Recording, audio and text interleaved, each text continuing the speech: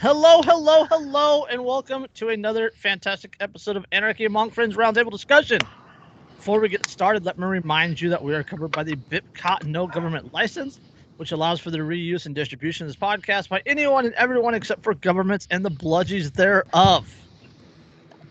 I don't have anything else to say after that because we haven't named the episode yet. Yeah! You usually say if you want to learn more about that, you go can to learn more about that. Oh, okay, yeah. If you want to learn more about that at bipcot.org, that's bipcot.org. There you go. Yeah.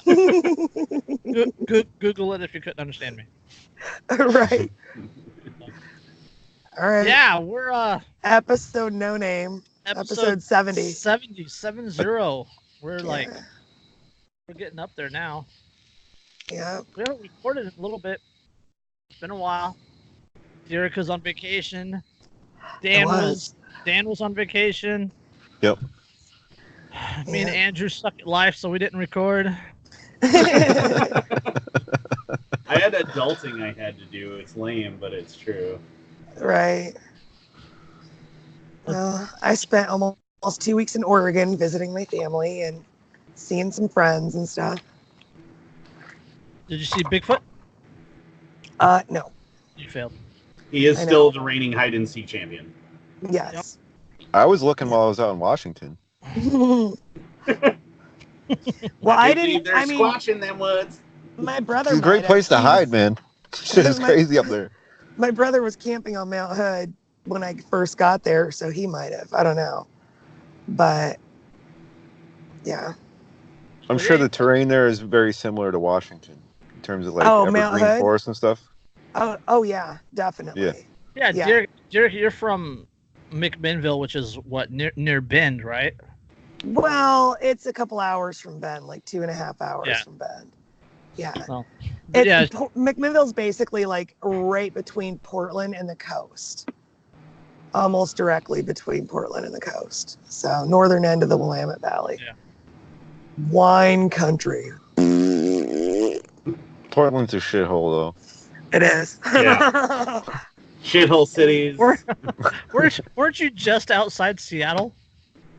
Yeah, that's a shithole too.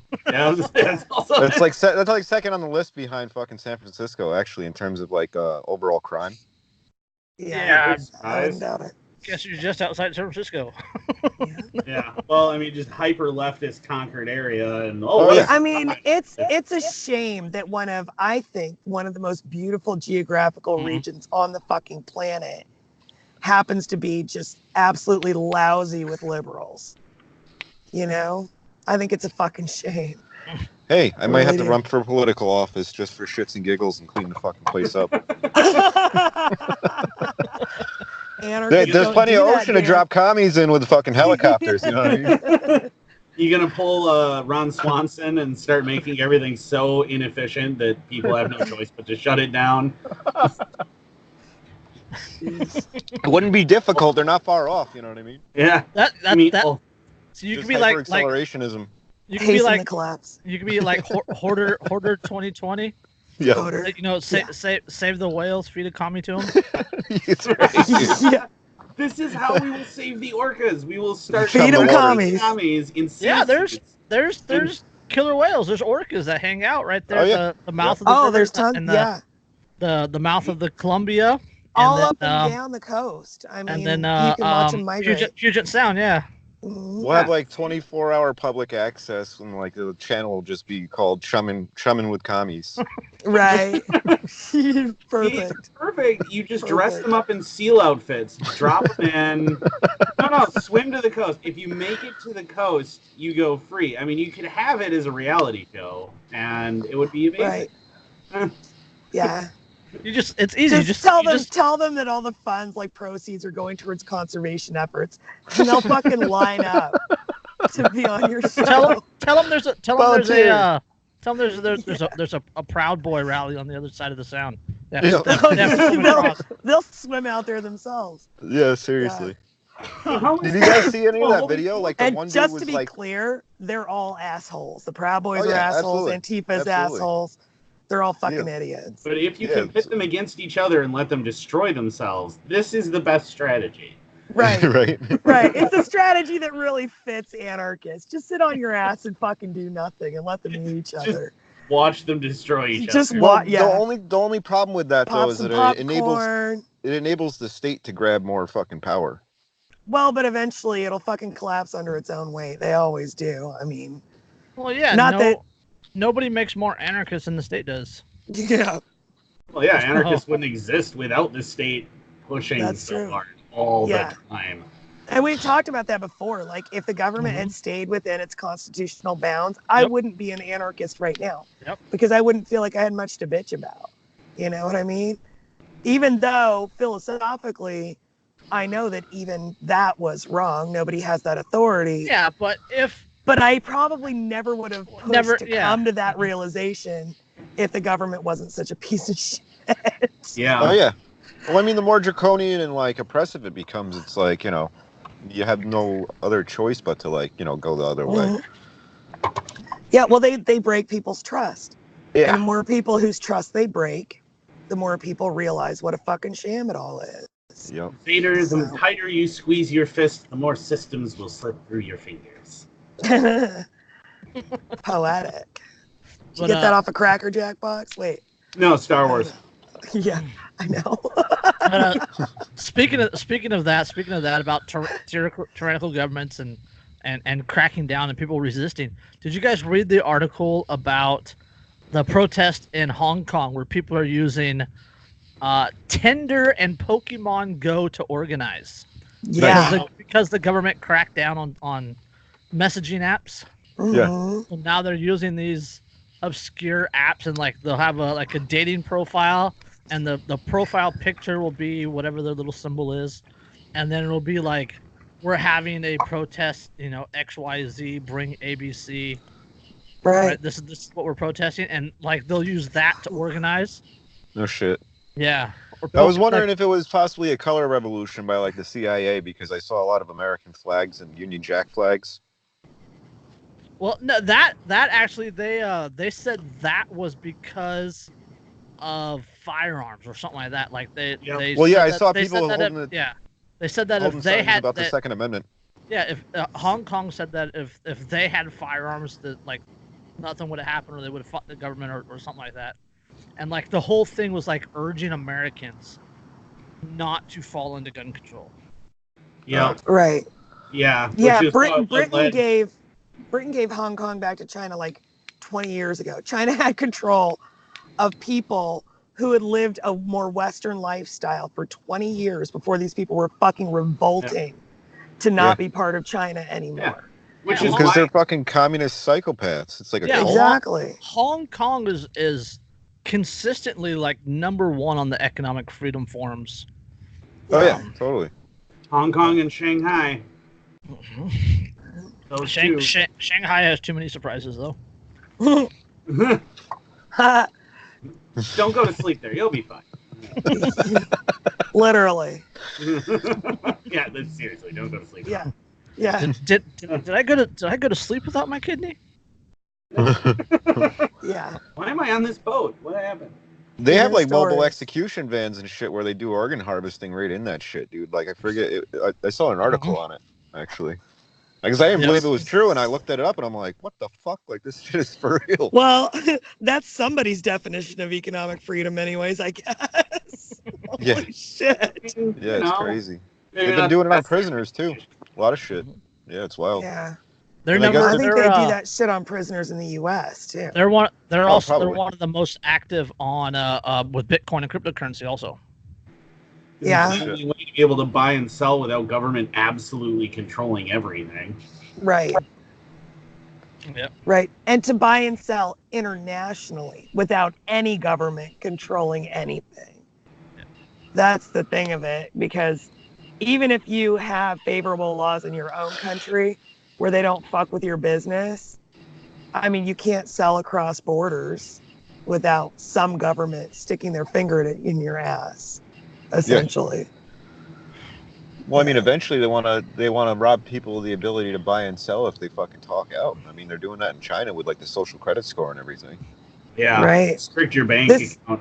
Gee, that sounds familiar. The ability to restrict your bank account because they don't like what you say. I mean, it's almost like we know of a social media platform that's trying to have its own currency so that it can restrict people's buying abilities. And this stuff with governments, like messing with people's lives if they say bad things about the government, guys, this is entirely new to me. I never knew governments did shit like this. Sarcasm, boys. Like, do people not fucking know history? No. No, they don't. Yeah. Actually, I read a really interesting article the other day on that, and the premise of it is if you could control how people see history, you can control how they act and see in the future. Yeah. Well, yeah, Orwell said that. He said those who control the past control the future, and those who control the, what is it? Forget this quote exactly, but you know what I'm talking about. It's in 1984. And there's that old adage that's not really attributed to anyone because it's just such a fucking known truth. Yeah, universal truth. Those who don't know history are doomed to repeat it. Yeah. Yeah, I think that's usually, is that Plato? Or Aristotle, that's usually attributed to. I think it's Plato, but it's not actually a Plato quote. Like, he never actually said that. Well, like, I think it was a student of one of his students, like 40 years later after he died or something, that said that it came from him. And that happens with so many of these philosophers, like Epictetus, who wrote the Enchiridion. This is stuff that, like, his students wrote down years later from his lectures. You see, there's some historical question about whether he actually fucking said any of it. So, yeah, it's tough to know who some of these really old sayings come from. But that doesn't make them less fucking true. Yep. Yeah, exactly. It's very, I mean, you see it again and again. I mean, we're seeing it now with history not being taught really in schools anymore. And now we're seeing people want to go down the exact same paths that Nazi Germany and Russia turning into the Soviet Union did. The same paths to totalitarianism, the exact same kind of xenophobic thing. You're seeing the exact same, we'll be controlled by fear rather than like using any analysis. We're struggling, so government take care of us. You're seeing all these exact same things. And if you know history, you know that these cycles have been since the beginning of human fucking history. It is never any different. People always think this new form of government is going to be different, and it never fucking is. It always becomes totalitarianism. Orwell's quote is, who controls the past controls the future, who controls the present controls the past. There you go. Yep. And it's the truth, because, I mean, like, you erase people's, like, understanding of their own history, and it's like, they become rootless, and they're more easily controllable. That's what happens when you write laws saying that you're entitled to educate everybody's children. Yep. Oh yeah, totally. Well, yeah, because you don't begin to control the past until you can make sure that people never learn the real past.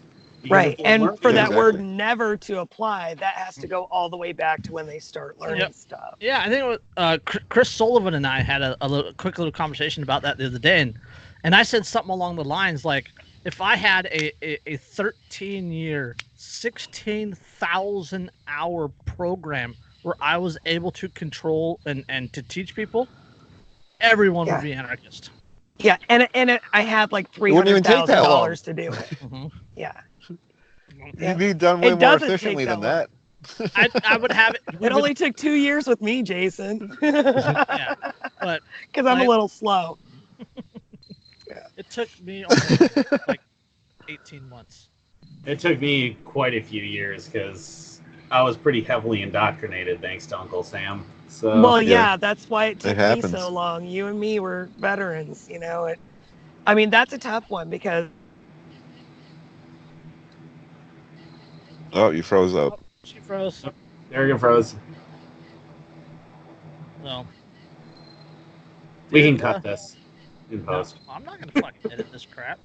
Put it out there, so. We don't do editing here. Nah, we don't edit those. Editing is for professionals. Am I still All right, so were you saying? There you are. Okay. You're good now. There you are. I'm good now.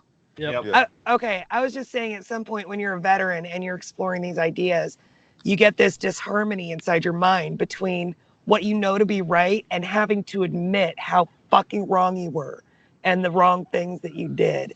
And that's that really, causes some serious really hard. conflict. Yeah. Internal conflict, big time, man. Yeah. Well, it's that's not easy. like cognitive dissonance. Yeah, and Right. it's cognitive dissonance is a hell of a drug. Yeah. Yeah. It like It what is. it does. We're to all you. a victim of it at one point. I mean, nobody absolutely. comes out of the fucking womb and knows it. You know what I mean? It's like, Yeah. because like right from the time that you're fucking old enough and like impressionable enough, they just start pounding away, and then it's Yep. like it's up to you to fucking break free of that like mental slavery, really. Well, and you even see that in like children's books, like pre-K children's books now, where you start, if you actually look through them, if you really want to be depressed sometime at the state of the world, look at the children's book section at Barnes & Noble, the little and see how much indoctrination is already there.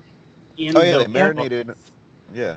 Yeah, so they're Like, starting them the moment that the kids begin learning anything at all. They're trying to get in and start telling you what to believe, what to think. Hey, speaking of children's books, our homeschool year starts next week on Tuesday, and Declan and I are going to be writing a children's book together. Nice. He really wants to do that. We already have our idea and everything. So.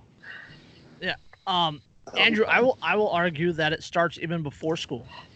The parents, it's not recessive, like it's not a gene, but the parents teach it, right? They see their parents standing for the anthem. They see their parents.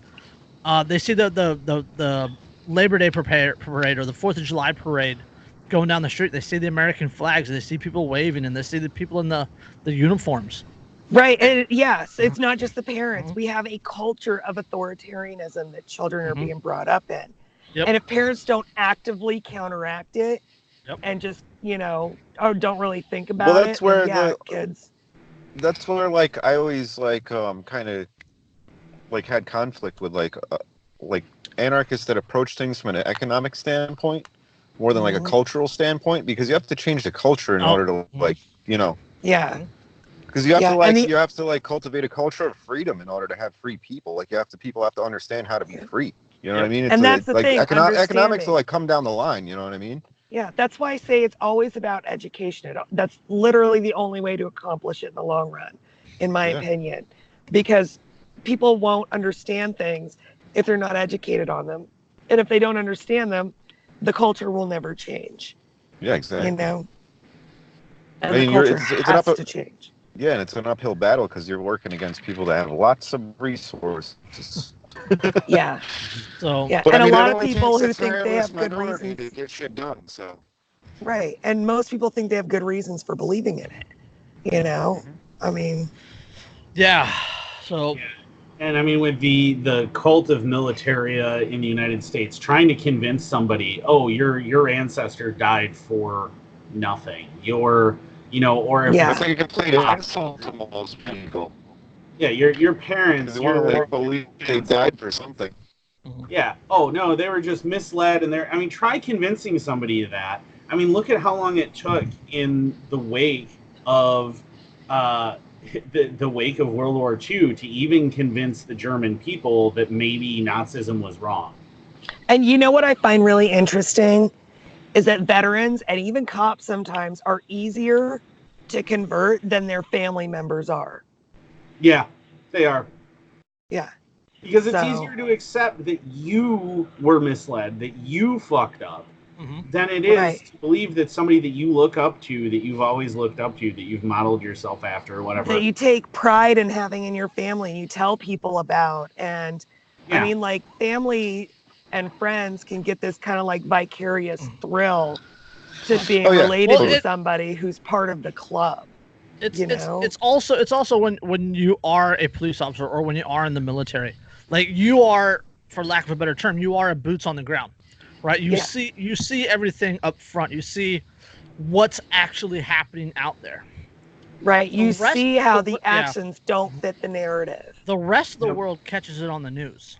Yeah. And they get a heavily edited and biased version of it. Yep. Yeah. And then on top of that, when you have a family member that is an officer or a family member that is in the military, it's it's depend upon us. It's and it's social currency. Social currency. That's where I was going with that. Like, Yeah. oh, my dad is a cop. My brother's a cop. My brother's in the military, so I know about this. Well, that's my little term shit. I made up that I love. Social currency. Well, my dad was special forces, and like a lot of my family was in the military. But my dad's the reason why I didn't join the military, because he was like, "Don't." Well, yeah, the special forces community is. There are way more anarchists in the special forces veterans community than any other. They've seen shit. Because, when you have actually seen the things that government is capable of, the things that the military is capable of, the things that, because when you run black, you can do anything you want. Yeah, exactly. And special forces and like people in who carry those top secret clearances, and they see some of the shit that goes on behind the scenes, and there's like no rules of engagement. Well, not only they see those things, but they see the results of those things. Oh yeah, and the lack of results of those things. Well, and to even be tapped to be special forces, you have to be of above average intelligence. I mean, the reason they recruit us is because we are the guy they're looking for. So we're really smart, and we think on our feet, and we think objectively, and we can analyze quickly, and all of these things that ultimately lead us, after we employ all of those skills, for them to go, you guys are bastards. Like, they create. What did you make me do, you fucking dickheads? This isn't right. Well, that's the reason why they don't hire cops over a certain IQ, because, it's like if you have somebody that's a fucking, of high intelligence, they're going to figure out what the fuck's going on eventually. Right. Yep. And you'll notice if you like split things up by job descriptions, like some branches call it MOS, in the Navy it's your rating and things like that. If you split the services up by the job that they do, there are certain jobs the people in those jobs will never fucking get it. And there are, except for maybe a rare few. And then there are other jobs where almost everyone who does those kind of jobs for the military comes out of it saying, I don't want anything else to do with these fucking assholes. My ex brother drove a truck. He still waves the flag. Yeah. He blocked me over my opinion on burning the flag. Oh my God. See, and that's the thing though too, is you'll also see guys who see way less of combat way less frequently. And don't get me wrong, the thing is that you realize once you're in combat is you actually see way less of it than you expected. Yeah. But even in a direct like combat role and being somebody who's tasked to go out and actually find the enemy and engage them, you still see way less of it than you ever expected, which means that the guys who see it even less than us see it maybe once, maybe in their entire careers, maybe a couple of times, maybe they see somebody get hurt and that's about it. But then because they're okay, or because they were taken care of in that situation, it just reinforces that, but my brothers have my back. So trying to convince them, but that's not a brotherhood you necessarily want to be a part of. Right. Really difficult. Or focus on the brotherhood instead of the people who are abusing you. I mean, like, they're abusing all of you. You guys can still be brothers. Just realize they're fucking using and abusing all of you. There's still brotherhood to be found in that. But so you don't have to give up this. Yeah, you don't have to give up being part of this group. Well, that's plain as day to see once you're out of service, because it's like they treat. Yeah, a little bit of distance makes it a lot easier. Yeah, once you get with the distance in the VA. That's what I was just gonna say. Yeah, man, the VA will turn any fucking veteran. Yeah, real quick. My dad Andrew, hated that shit. Yeah, real quick, Andrew Derrick, just for giving credence to your argument, spout your military background real quick. Oh, okay, yeah. I was in cryptology in the Navy for 6 years and got hurt at work pretty bad. And then I spent 10 years fighting with the VA over it. Well, one time the VA like ignored me for 5 years. And like I didn't get a letter from them for 5 fucking years. So no matter what I sent to them. So yeah. So that's my little Andrew history. In my case, I went in as 11 Bravo, so it's just infantry, just a grunt. Went into the Rangers. I was in the Rangers for a while. Did a stint with 3rd Special Forces, and then came home.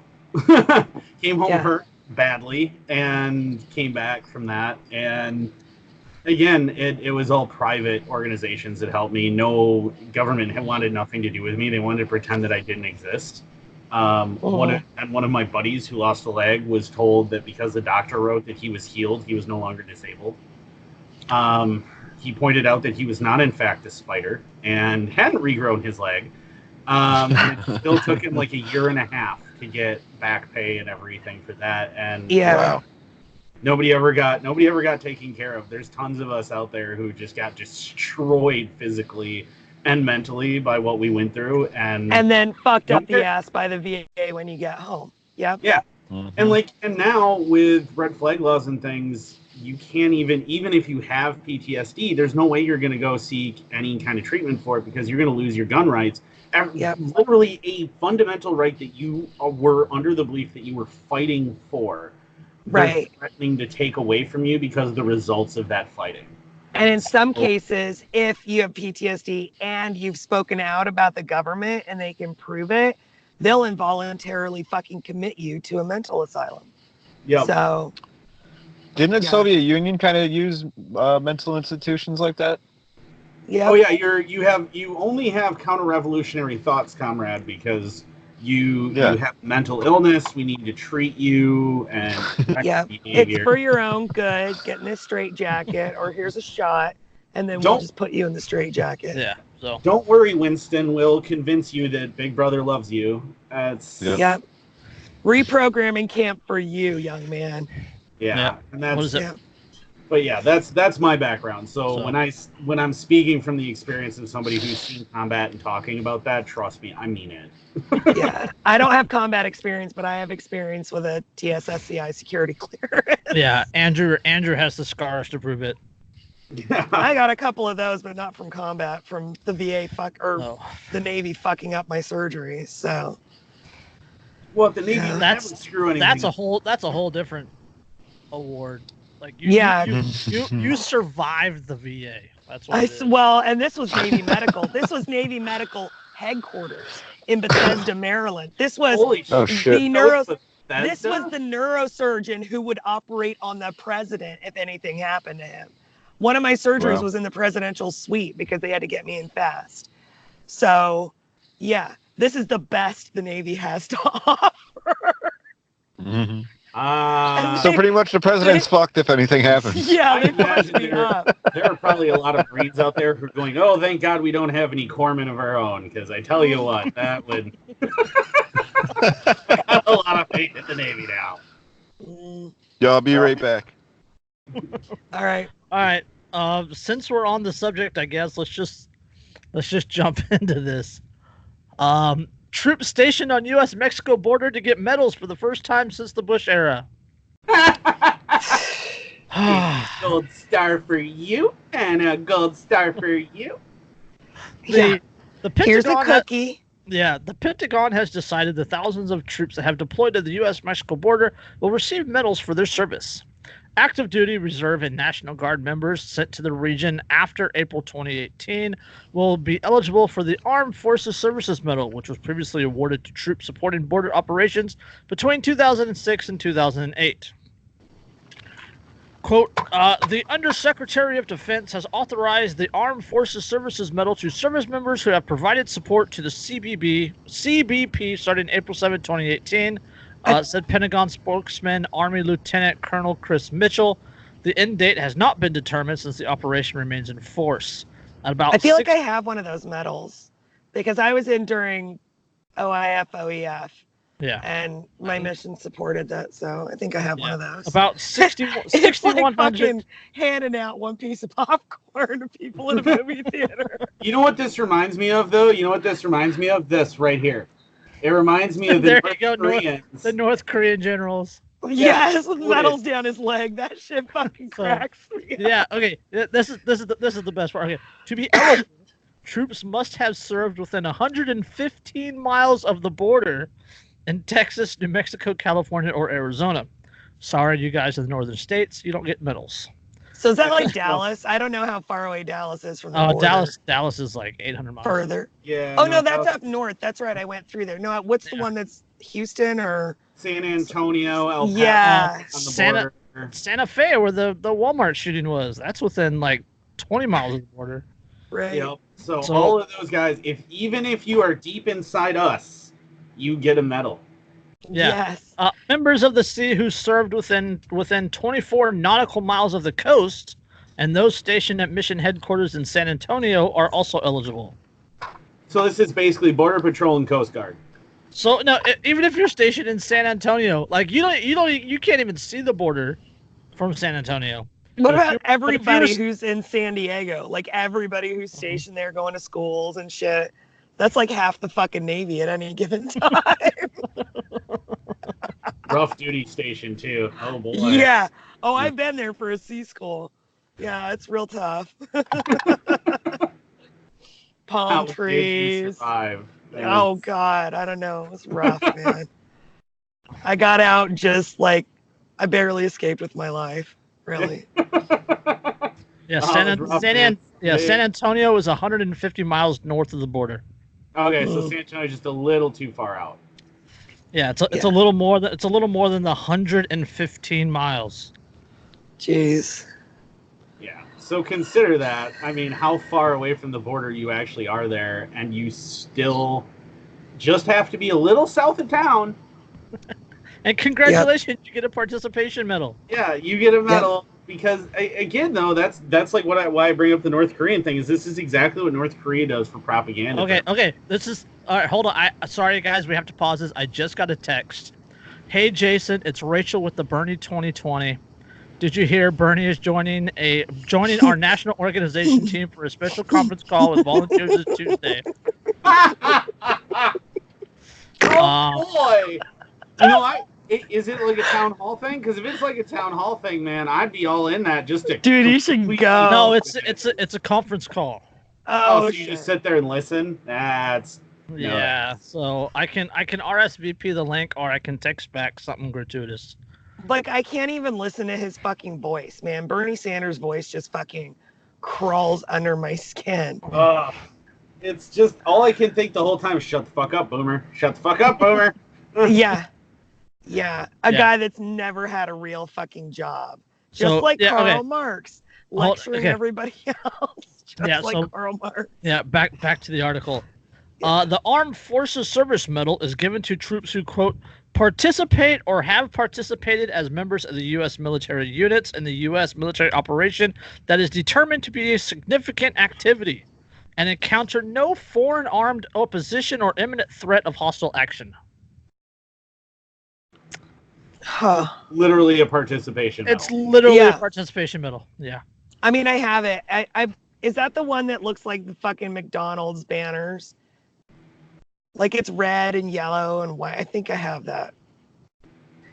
That's the National Defense ribbon or whatever. Never mind. Oh, no. Sorry. No, it's the National Defense, like... I'm trying to remember. I don't know. I always paid somebody to build my board. I have no idea. Yeah, I know. I don't even fucking know what's on there. There's like a NAM or two and a JSAM and shit. I don't fucking know. I really don't fucking know. Okay, so the Armed Forces Services Medal, it's like green and blue and a little bit of yellow. That one, yeah. Oh, that one. Yeah. Yeah, okay. Yeah, I have one of those too. Yeah. I can buy one for $1.39 apparently. Yeah. I can buy the ribbon for $1.39. Yeah, there are board builder services that you can actually pay where they have all those ribbons on hand. You send them your 214 and then they just build your board for you. because like I'm gonna remember what order. Like I know for sure, like it's Congressional Medal of Honor and then Silver Star, Bronze Star, Purple Heart. I can buy the actual medal for $14. Right. Yeah. So yeah, there's so many fucking rules to it, and it's yeah, I'm in. Nobody remembers how it goes. Nobody fucking remembers. As it is, with all of the medals getting presented to all of the people, as it is, no one can fucking remember what any of this is. And most of it means absolutely nothing. Like I have like a presidential unit citation. Oh boy, yay! Who cares? Oh, you have. But there was a time when admirals were shooting themselves because their V for Valor was like improperly documented in one place, and people thought that it was like stolen valor. Remember Admiral Borda? Oh yeah, I remember that. Yeah, because that was a long time ago. I was in Sea Cadets then in high school, and my CO was really upset because he knew Admiral Borda. So I remember that really vividly. I do remember hearing about that he had actually killed himself. But I mean, that's when medals should mean something if they're awarded. This means absolutely nothing. And not only that, but remember that the entire purpose of all these things is to build this propaganda value. Like with the North Korean generals who earn medals for executing prisoners, political prisoners and things themselves. And they get a big shiny medal for it. So many that they're going down their legs. Like, that's specifically just to make them look like, oh, this guy's important and has done something special. And No, they're pieces of flair. I mean, that's essentially all they are, is pieces of flair. I'm going to start asking people, so what pieces of flair do you have? What? You're on 14, what pieces of flair are you dialing? Yeah, Andrew and I collect flair in the form of patches. Yeah. Those are pieces of flair. Those are our pieces of flair, yeah. Yeah. He's got his anarchy patch. I got my defense distributed. Oh, I got my Joanna. I thought you said you wanted to express yourself, Joanna. Yeah. And my not legal in New York, which is one of my favorites. I love that. Nice. No. In New York, we can bring up we got an article on New York. Yeah. Nothing's legal in New York. I was just gonna say that nothing is fucking legal in New York. Apparently choking except out for people, political corruption, and choking out people for not paying taxes on loose cigarettes. Well, I mean, if you're a bludgy, everything's legal. I mean, that's universal, not specific to New York. You can do no wrong then. Yep. No.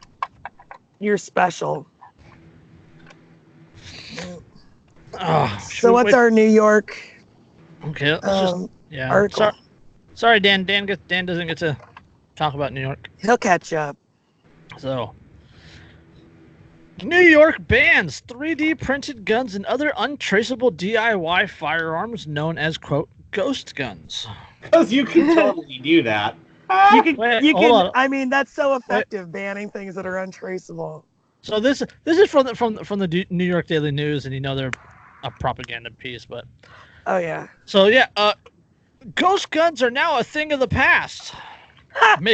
This is how they think it fucking works. That's the very first. It just blows my mind. That's the very first sentence of the article. Fucking blows my mind that they actually think that that's how this shit works. Yeah. It's illegal, so no one can get their hands on it. Like heroin. It's illegal, so it doesn't fucking exist anymore. So yeah, ghost guns just are now like heroin and fentanyl and. Yeah. Ghost guns are now a thing of the past. Making, selling, transporting, or possessing 3D printed guns or other undetectable firearms is now illegal in the Empire State, thanks to a measure signed Tuesday by Governor Cuomo. So this is a couple weeks old, so it's like a couple Tuesdays ago. The law bans all firearms whose components can't be picked up by typical security screening technologies such as X-rays and metal detectors. Good luck finding them. Yeah, my number one thing is nothing they banned can't be picked up by a metal detector. Yeah. Yeah. They seem to forget that plastic technology doesn't exactly hold back thousands of pounds per square inch of pressure. So you still actually, they did the science on that, and they actually punched the numbers, and you could 3D print a barrel that was large enough to contain the blast of like a 22 LR, but the barrel would be like 2 inches thick. Here's the thing. It would be used once. You don't need plastic for the barrel for it to be undetectable by these things. All you need is ceramic. I mean, there's ceramics that could do it. There are ceramic guns. There are. They're not. I mean, I wouldn't call them durable though, for one. And right. Well, I'm just saying there's ways around this. Somebody's super fucking determined. There's always ways around it. There's always a fucking way around it. So-called. I mean, the Boston bomber had a pressure cooker, and I just got one, and I used the quick release on accident when I've had stew in it, and so I had a stew geyser in my kitchen. And so I mean, those things fucking build up a lot of pressure. I can see how that actually works. Yeah. So-called ghost guns are considered especially dangerous because they can be made at home and have no serial numbers, allowing criminals to bypass background checks and licensing laws. So you're acknowledging that there's your other laws are completely ineffective. Yeah, and there's no physical way that you could actually stop someone from just doing this in their own home. Yep. You're acknowledging that it's unenforceable. Plans and parts are readily available. All your other gun laws moot. That's their fucking big issue with it. It makes all their other fucking laws completely useless. So allow criminals bypass background checks and licensing laws. Plans and parts are readily available for purchase online. So how are you going to stop it? You're going to cut off the Democratic People's Republic of New York from the internet? Good luck. DPRNY. Yeah. Quote, undetectable guns have why do you think I'm getting the fuck out of here? That's right. Yeah. Quote, undetectable guns have no legitimate purpose, said Assembly sponsor Thomas Abenati, Democrat out of Westchester. Quote, he's under the impression that going undetected is its own fucking legitimate purpose. I mean, hold on. This is another common sense step that the legislator and governor took to deter gun violence and make New York safer for everyone. Because so much of the gun violence in New York is with 3D printed firearms. You have those dudes that are like, yo, homie, check it out. I just printed my newest AK-47. And because New York is such a safe place, already because of all their fucking laws. Just like Chicago, all their fucking laws for safety, and it's one of the least safe places to be on the planet. Hold on. New York lawmakers were forced to scrap an earlier version of the legislation after issues were raised about the initial language, which was overly broad and would have essentially banned any firearm that contained even a single piece of plastic. Which is pretty much all of them. Basically anything that FUDs aren't, masturbating over is it. As anything invented in the past 35 to 40 years is going to have a measure of polymer in it. Yeah, pretty much. Yeah, if nowhere else, at least in the magazine and where that goes, and I mean, there's always plastic pieces involved with that. So if it's not a 1911 7-round boomer gun, it has state. Why is everybody always hating on 1911s? Some of that boomer thunder. And I want to point out, too, that the same hysteria about the undetectable guns happened when Glocks came to America. Mm-hmm. And that wasn't that long ago. That was less than 30 years ago. That's when I think that's when the undetectable gun law actually was created at the federal level.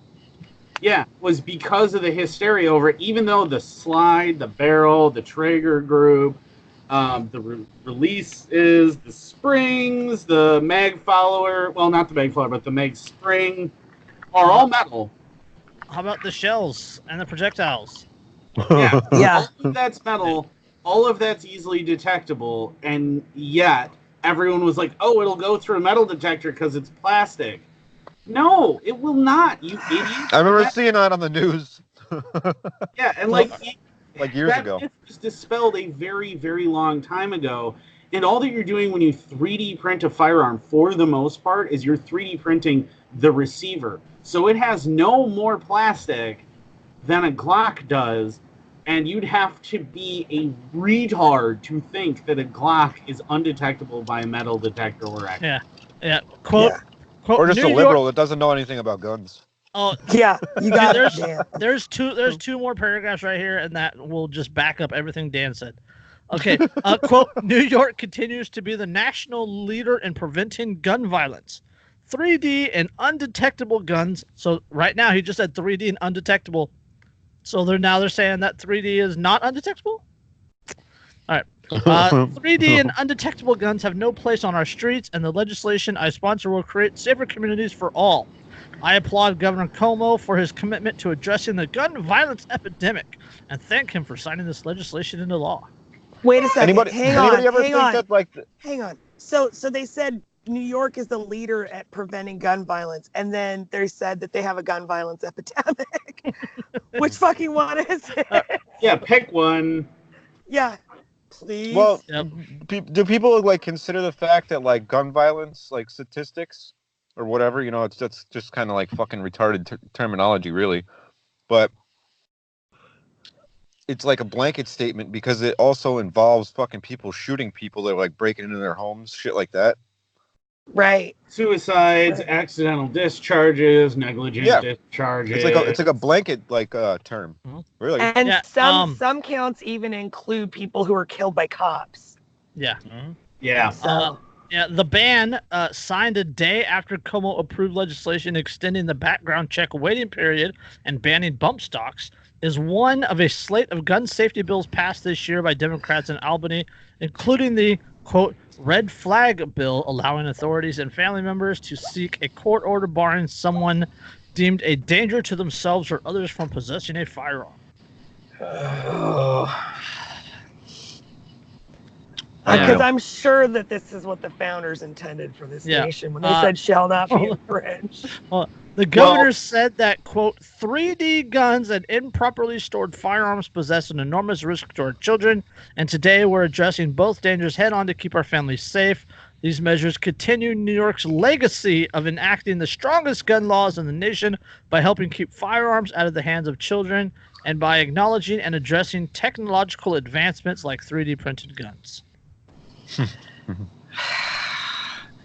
Yeah, so they're a leader in passing anti-gun legislation, but they still have a gun violence epidemic. Yeah, and the fact that, you know, I mean, they're conveniently ignoring the fact that it's done almost nothing to curb any amount of gun violence whatsoever in New York. Like, and might even make things worse. I feel like it makes people victims. Always makes shit worse. Yeah, because by disarming good people, you are not magically making bad people now harmless. You've only made the good people harmless, which makes the bad people that much safer. And let's not forget that only law-abiding citizens follow the law. Right. Yeah.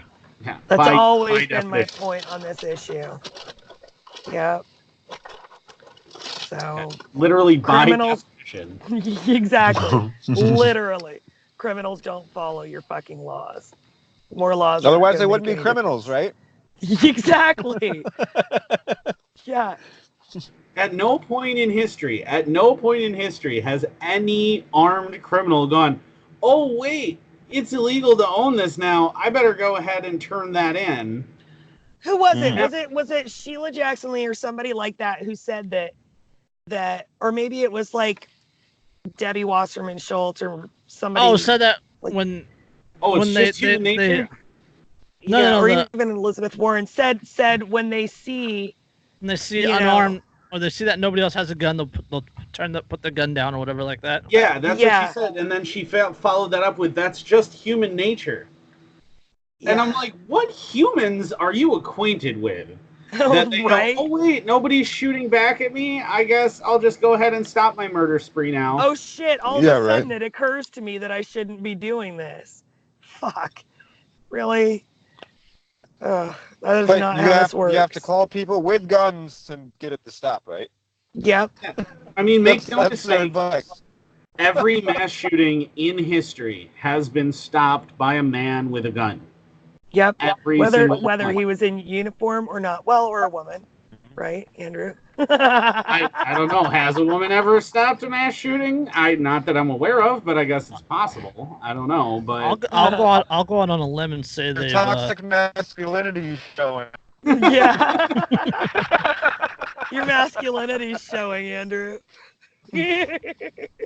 No, I said toxic masculinity. yeah, my I know. toxic masculinity, because I Wow. assume that it must be a man based on literally all of history Right. having it been a man. But because I didn't include the woman who hasn't actually done it yet.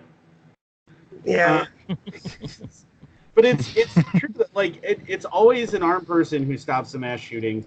Armed citizens get robbed far less. They get shot far less.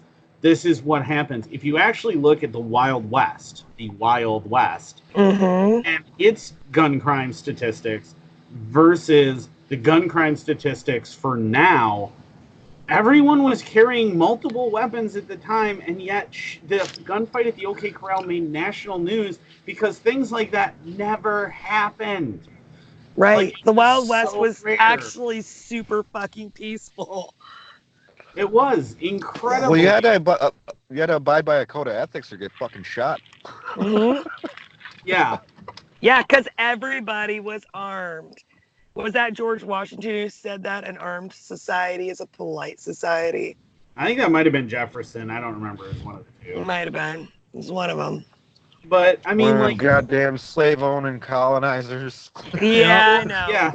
And don't forget, even But even a Sorry, broken my clock leftism is is right showing twice a now. day, Dan. yeah. But I mean, Doc Holliday was regarded as a very feared gunslinger, and he only ever killed a maximum of 3 people Yeah. in his entire life. But everyone was terrified of him as a known gunslinger and killer because he had killed 3 people. Yeah. And he had a reputation for sharpshooting at targets. Yeah. People knew that he carried a gun and knew the fuck how to use it. So he was respected and not fucked with. Right, but I mean, the fact that all it took then for you to be like, oh my god, don't mess with that guy, is you killed 3 people. 3. Yeah. And everyone wants to pretend that the Wild West was this crazy place because everybody was armed and everybody was out shooting at each other. I mean, even Wyatt Earp hated actually shooting at people. He tended to pistol whip people instead. Yeah. So that's the majority of what happened in the time leading up to the gunfight, and even after the gunfight at the corral. He was just pistol whipping people. He wasn't even shooting them. He was pistol whipping them. And clearly the society was not nearly as violent as you think, and there was a proliferation of firearms. During the 1930s, you could order a machine gun from the Sears catalog. Yeah. Yeah. Can we go back to those times? Well, I mean, you could order houses from the Sears catalog back into the 1800s, but Well, you still can buy they those sold. things. That's true. I'm just saying, the Sears catalog was like the internet of its day. Like, if it wasn't in the Sears catalog, it didn't fucking exist. It was like Amazon. It was. It was like Amazon. And then when the new one came, the old one went to the outhouse. Yep. That's Yeah. right. But I mean, if you look at the history, you look at the history of firearms in America, and you look at the fact that not all that long ago, you could just come up with an idea for a rotary cannon, build it, and in your backyard, and then just demonstrate it to people to try and convince private citizens to buy it. Yeah, just sell it out of your fucking garage. Yeah, and yet no one went into a major shopping center and opened fire. This didn't happen. It's not the guns, it's the people. And in general, if you look at where all of the gun crime is, it's a pretty high concentration of leftists. Yeah. Leftists and strict gun control. Yeah, because you have a disarmed populace and a bunch of people who are inclined to believe that they're entitled to everything you have. Those two. And there's that, and leftist policies create hopelessness in people. An endless cycle of poverty is a hell of a way to convince people to be criminals. Yeah, exactly.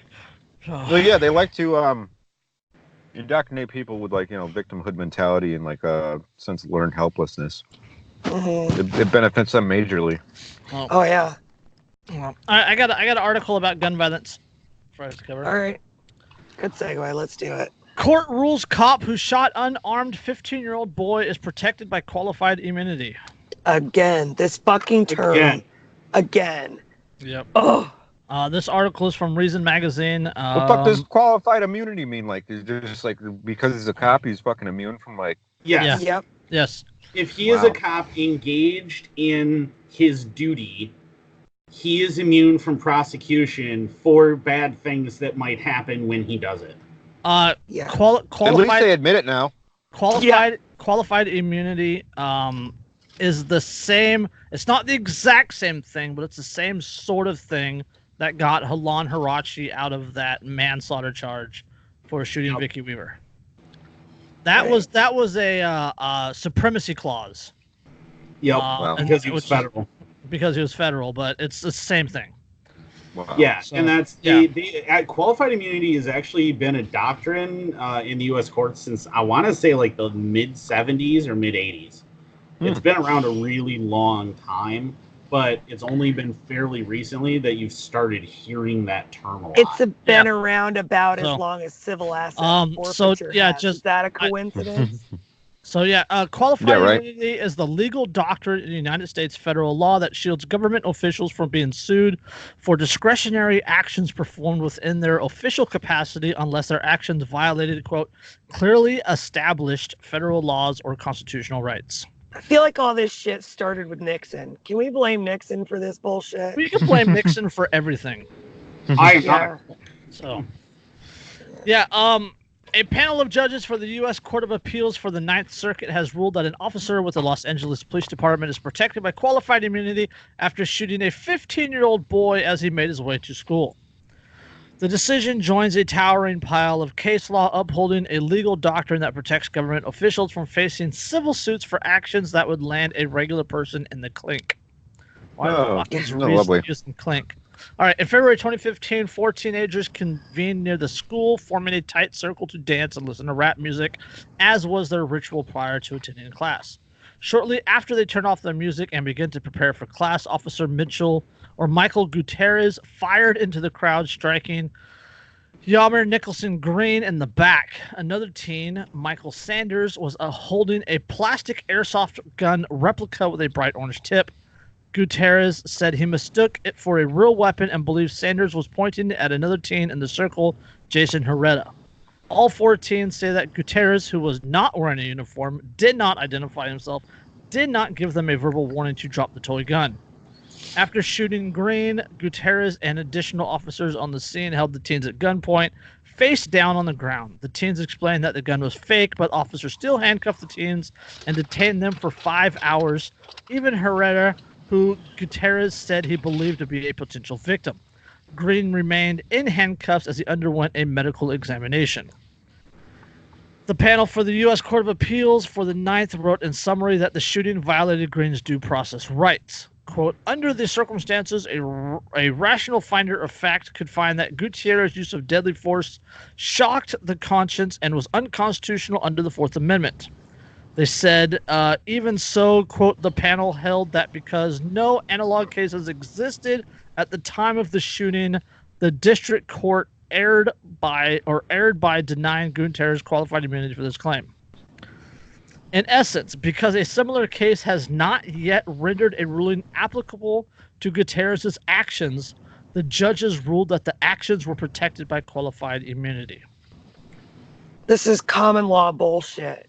Yes. We just had another one where that was a similar thing where they said that because there was no previous case, it says the decision echoes a recent one in Georgia, where U.S. Court of Appeals for the 11th Circuit ruled that Coffee County Sheriff's Deputy Michael Vickers was shielded from recourse after shooting a 10-year-old in the knee while trying to shoot a non-threatening dog. Right. So this is the second time recently where a court has said because no previous case has ruled on this, we can't rule on this. Second time in 5 weeks. Yeah. The other court case was in mid-July. So again, we're going through the exact same thing and hearing the exact. Oh well, no one else has ruled on it yet, so I guess we can't rule on it. Right. So they just keep passing the buck.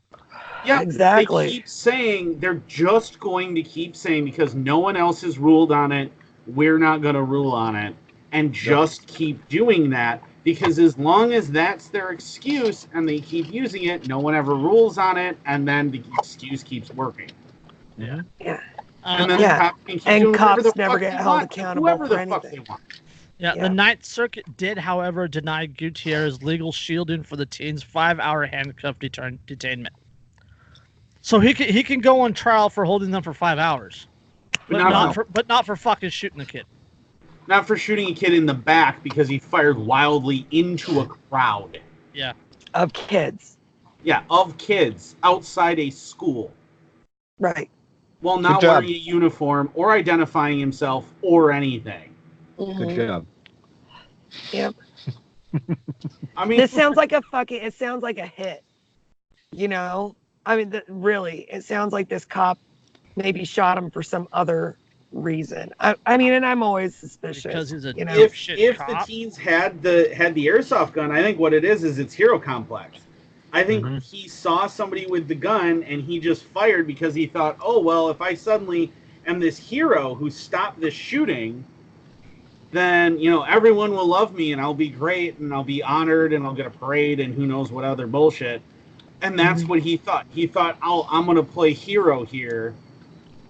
And then once he realized, oh, shit, I just murdered someone. Well, attempted to murder someone. I don't think he died, but... Shot someone. He didn't die. No, he didn't die. Yeah, but I just attempted to kill someone, and there's no justifiable reason for it.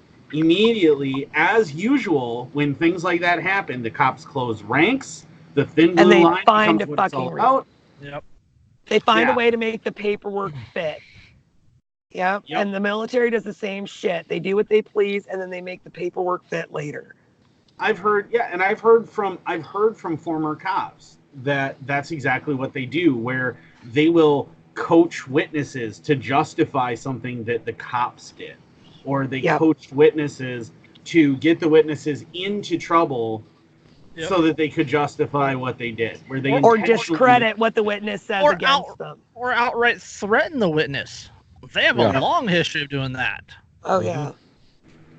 They do anything they can to get away with it because they know that if there was no reason for him to have shot into that crowd at all, even the Fraternal Order of the Police could not actually save his ass. Right. So they had to come up with something, no matter how flimsy and how deny, and find one little crumb that you can use to wiggle out of this. Oh, there was that one guy. Remember, there was that one guy a little while ago where he got murdered by the cops, and he was unarmed, and it was like an invalid stop and everything else. And then immediately, that was in Philando Castile. No. There was the one in Phoenix, right? Is that the one I'm thinking of? I think it was like in a mall parking lot or something where he the one where they tased the guy in the balls. No, not that one. There was another one where they had actually like shot and killed this guy. Like this one cop had, and to justify it, all of the thin blue liners immediately are like, well, this guy got arrested a couple of times, almost 20 years ago for something. And so clearly he was a criminal. And, well, are you defending criminals? Like, are you kidding me? Are you serious? Do you want to go into the criminal records of the police forces of the United States? Yeah, if they have a record, because that shit, they usually, that shit. That thin blue line thing. I mentioned the guy getting tased in the balls. That was back in 2017 on body cam over an alleged turn signal, and he pulled the guy. They pulled the guy out of the car and they tased him like 11 times because he wouldn't give him the name. And then for the 12th time, they actually the cop kicked the guy in the balls, pulled down his pants, and tased him in the testicles. Right, the guy's kids are in the car. Right, that was back in 2017. Took And you got- Wow. 2 years. 2 years. Like just the other day, the police department decided to investigate the officer. Yeah. Yeah. 2 And years. then you have 2 all these years, cops that are like, it's discovered that they've been planting drugs on people at traffic stops. For Yeah, that one years. cop that got It's caught sort of- on his own body cam doing it, and then Yeah. still denied it. And then a bunch of these cop lovers still tried to justify what he was doing. Oh, just one bad cop doesn't make them all blah blah blah blah blah. Oh no, I didn't even see that. I saw on like Cop 1, I actually saw guys, because I still follow, because occasionally I like to stir up shit, because I'm a fan of kicking hornets' nests. On Cop 1, there are actually people saying, well, but if he knew that it was somebody who was going to get out on a technicality anyway, that's why he was doing it, was just to make sure that the bad guys go away. Out on a technicality sounds a lot like he got out of it because the law didn't, like there's nothing against the law that he did.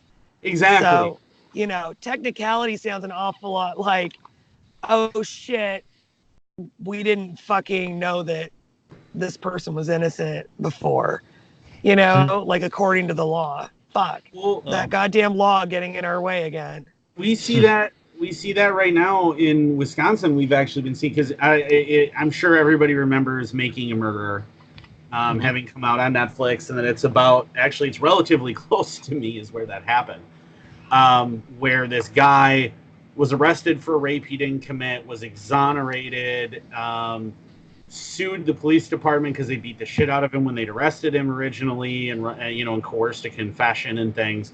Got a ton of money out of them, and then within months, all of a sudden is rearrested for this alleged murder that occurs. And there's nothing but holes in the entire official investigation. Both him and his like mentally challenged nephew or something wind up getting arrested for it. Making Murder comes out because remember, Wisconsin is the home of the Innocence Project, and that documentary comes out, basically proves that the police are manipulating everything and framing him, when it's basically all but proven by expert witnesses that this is all a frame job. The courts have still denied them new trials. Yeah. Wow. Still denied them new trials. It's almost indisputable that they're innocent of it and will not let them go anyway. Nope, because that's the way it works. Because they have to maintain the illusion of control and the illusion of efficiency. Well, shit, there was that guy that was proven innocent of a murder by DNA and fingerprint evidence not that long ago, where the court flat out refused to let him go. He was innocent. I'll be right back. Okay.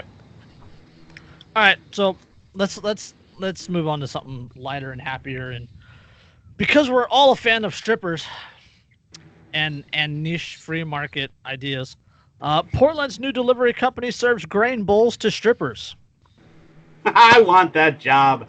I want to be that delivery guy. That would almost be worth dealing with Portland. Yep. Almost. Portland chef delivers rice bowls and vegan fare to pole dancers across Portland. On Friday nights, Portland chef, I'm not going to try and pronounce this person's name, something Newton, packs a few bowls of brown rice and massaged kale and drives her 2014 Nissan Altima to Stag, the old town gay bar known for its dancers. Men grab bowls dressed in marinated artichokes or Costa Rican salsa Lozano for a quick meal after a night of dancing, when most of the dining options involve a deep fryer or too long walk to justify. I immediately rescind my I want to move there to do this job. I was just thinking that. I'd volunteer for that job. I'd show up. I have made a mistake. I didn't know this job was going to be like this. Too late, I already sent in the application for you. Yeah, why was this not in the job description? You start Tuesday. I heard strippers. Newton is the chef and owner of Meals for 6-Inch Heels, a delivery-only restaurant specifically marketed towards sex workers, strippers, dancers, and eventually, Newton hopes, people who have sex for money. Customers reached out to Newton via Instagram messages ordering bowls with lemon pepper couscous with Italian pickled vegetables and oven roasted acorn and butternut squash with savory sauteed cremini mushrooms. Newton personally delivered bowls to strip clubs or to clubs around town, from Lucky Devils to Sassy's, as late as 2 a.m. What's that? So people want to take their clothes off and fucking eat the meat. Don't like. Yeah, Newton, who worked in the kitchen at Taqueria Neve, came up with the idea when she was dating a dancer years ago. She remembers finding fast food containers in the back of her girlfriend's car out of character for a health-conscious dancer and rugby player. Health-conscious dancer and rugby player. I mean, you got to be in shape for both of those professions, to be fair. According to Newton, many dancers don't drive, and going to a restaurant after work felt uncomfortable. Quote, in her words, she didn't want to go eat at TikTok or Hotcake House if she smelled like balls. But everyone should have access to healthy food. It blows me away that this is Strip City and dancers aren't getting fed. I mean, you know, the funny thing is, so I worked for a little while. I worked at the Lake Delton Walmart. So it's the Walmart. Lake Delton is what Wisconsin Dells used to be called, was Lake Delton, and part of it's still called Lake Delton. But anyway, it's right next to a massive, massive strip club called Chubby's. Cruising Chubby's.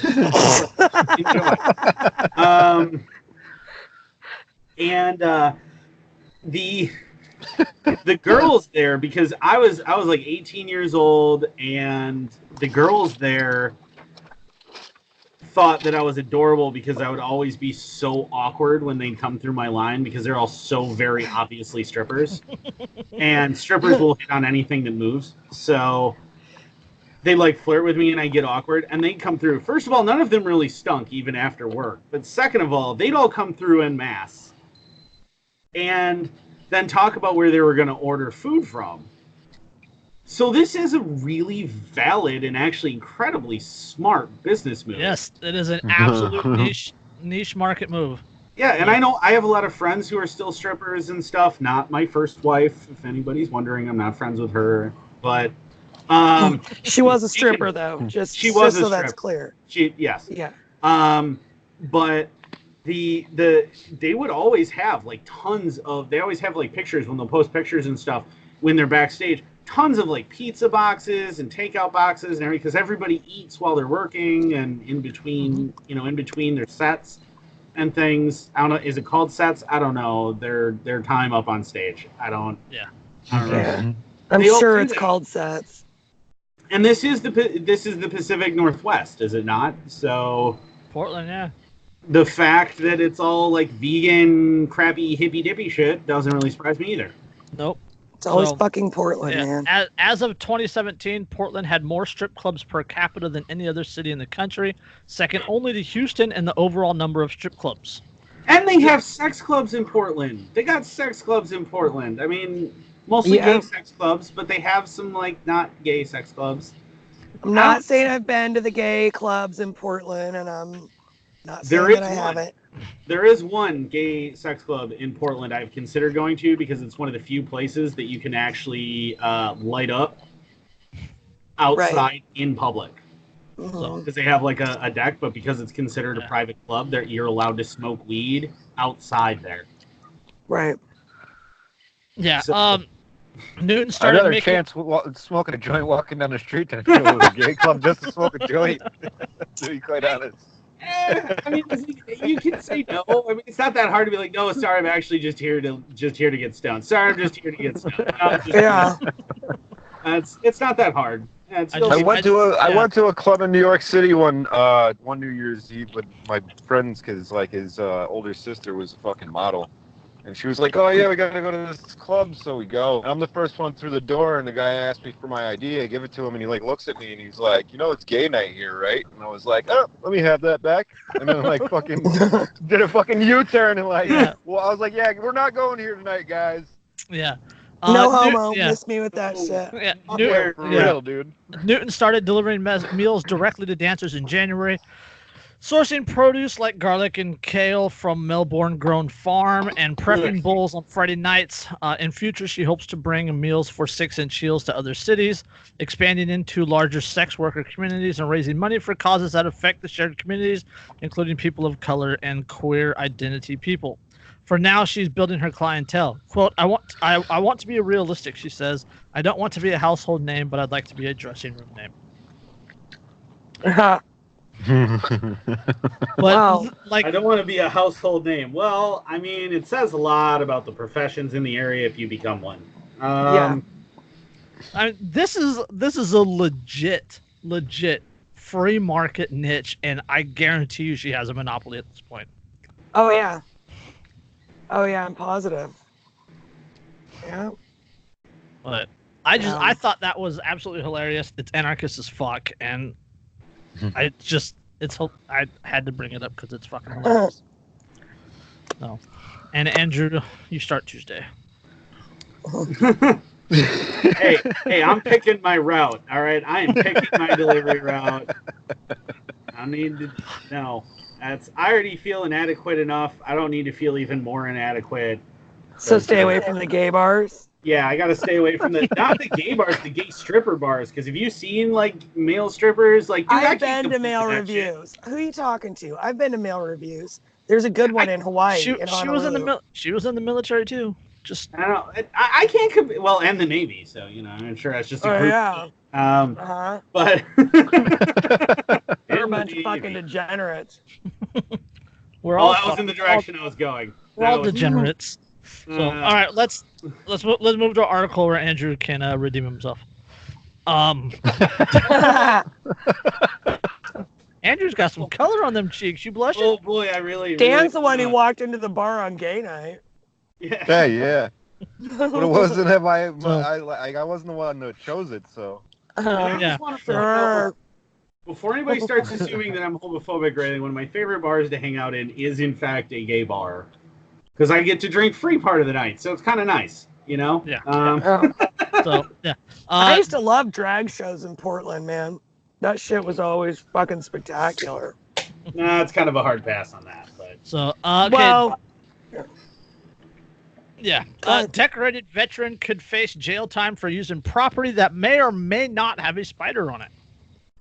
Yeah. A blind spider. Yeah. A case on appeal that the Fifth Circuit U.S. Court of Appeals pits the rights of a tax-paying property owner against a spider. The Texas Public Policy Foundation is defending a Texas war veteran's property rights from a federal law that could put the veteran in jail if any harm were to come to a spider that may or may not live on his property in Williamson County, north of Austin. So let me get this straight. This spider, they're worried that it is endangered, right? Yes. And it's blind. It's a blind spider. They'll get into the description of the spider. It's not the magical barking spider. Why are they interfering with natural selection? Okay. The blind spider going extinct. Just jumping ahead. And the article says, the bone cave harvestman spider, an endangered species, is a small, blind, orange spider that looks like a baby daddy longlegs. It lives in cracks and rocks, and the only way to know which rock it inhabits is to dig it up or break the rock, thereby destroying the habitat. So because they theorize that it is entirely possible that this spider may potentially, possibly, in some form be present in some tiny place on his property. Yes. They want to not have him use his entire property. No. They want to force him. Okay, so John Yearwood, decorated Vietnam combat veteran, lives on Central Texas land that has belonged to his family since 1871. He, like any rural Texan with a habitat of protected species on their land, potentially faces thousands of dollars in fines and even jail time unless he applies for a permit to use his own land. Jesus. Yeah, fuck you guys. There's no way I'm applying for a permit to use land that's been in my family 100 years. Yeah. The conspiracy theorists are domestic terrorists, right? Is that what they said? Yep. Yeah. Not the people fucking actually terrorizing people over conspiracy theories about fucking blind spiders. Right. And blind spiders that you can't prove live there. All right.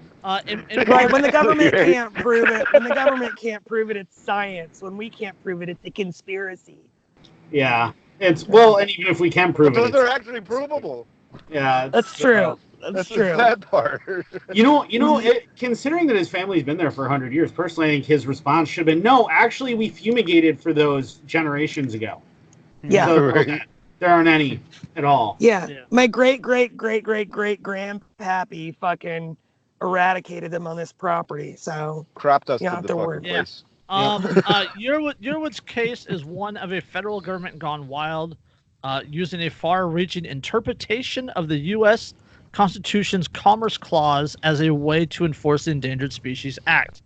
The U.S. Fish and Wildlife Service, which enforces the Endangered Species Act, required that Williamson County government to create, quote, sanctuaries, quote unquote, for the spider and keep on hand $20 million for protective measures.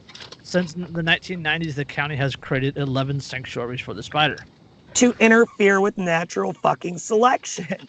I mean, Williams it's County, a blind spider. It's going extinct for a fucking reason. Oh, it gets better. Williams County, where the Yearwoods property is located, is believed to be the prime habitat for the protected spider. The Yearwoods are actively involved in their community, have invited local 4-H clubs and church groups to camp on and use their land at no charge. But in order to do so, they must obtain mitigation permits from the U.S. Fish and Wildlife Service, which could cost thousands of dollars.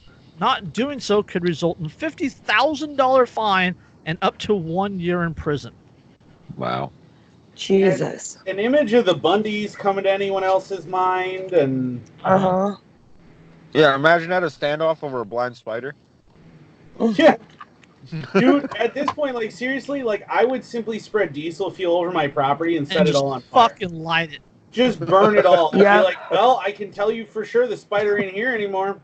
Yeah. and if it is, it won't be here for long. Oops, it was an accident. I spilled the gas and it fucking lit on fire. I mean, like, you can't use diesel, though. Diesel's not, like, combustible under normal conditions. You have to use regular gas. Hot.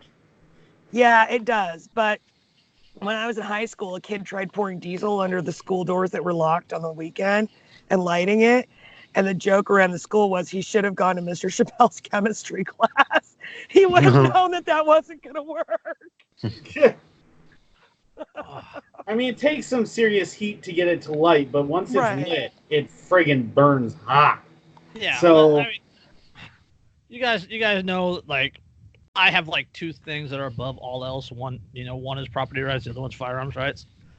But which are both property rights, really, if you come down to it. The family has owned this land 1871. Yeah, that's like 71. That's like 140 years. 140 years. Or 50. Yeah, 60. Almost 100. It's like ever since, like, what, 50. the Spanish-American War or the Mexican-American War?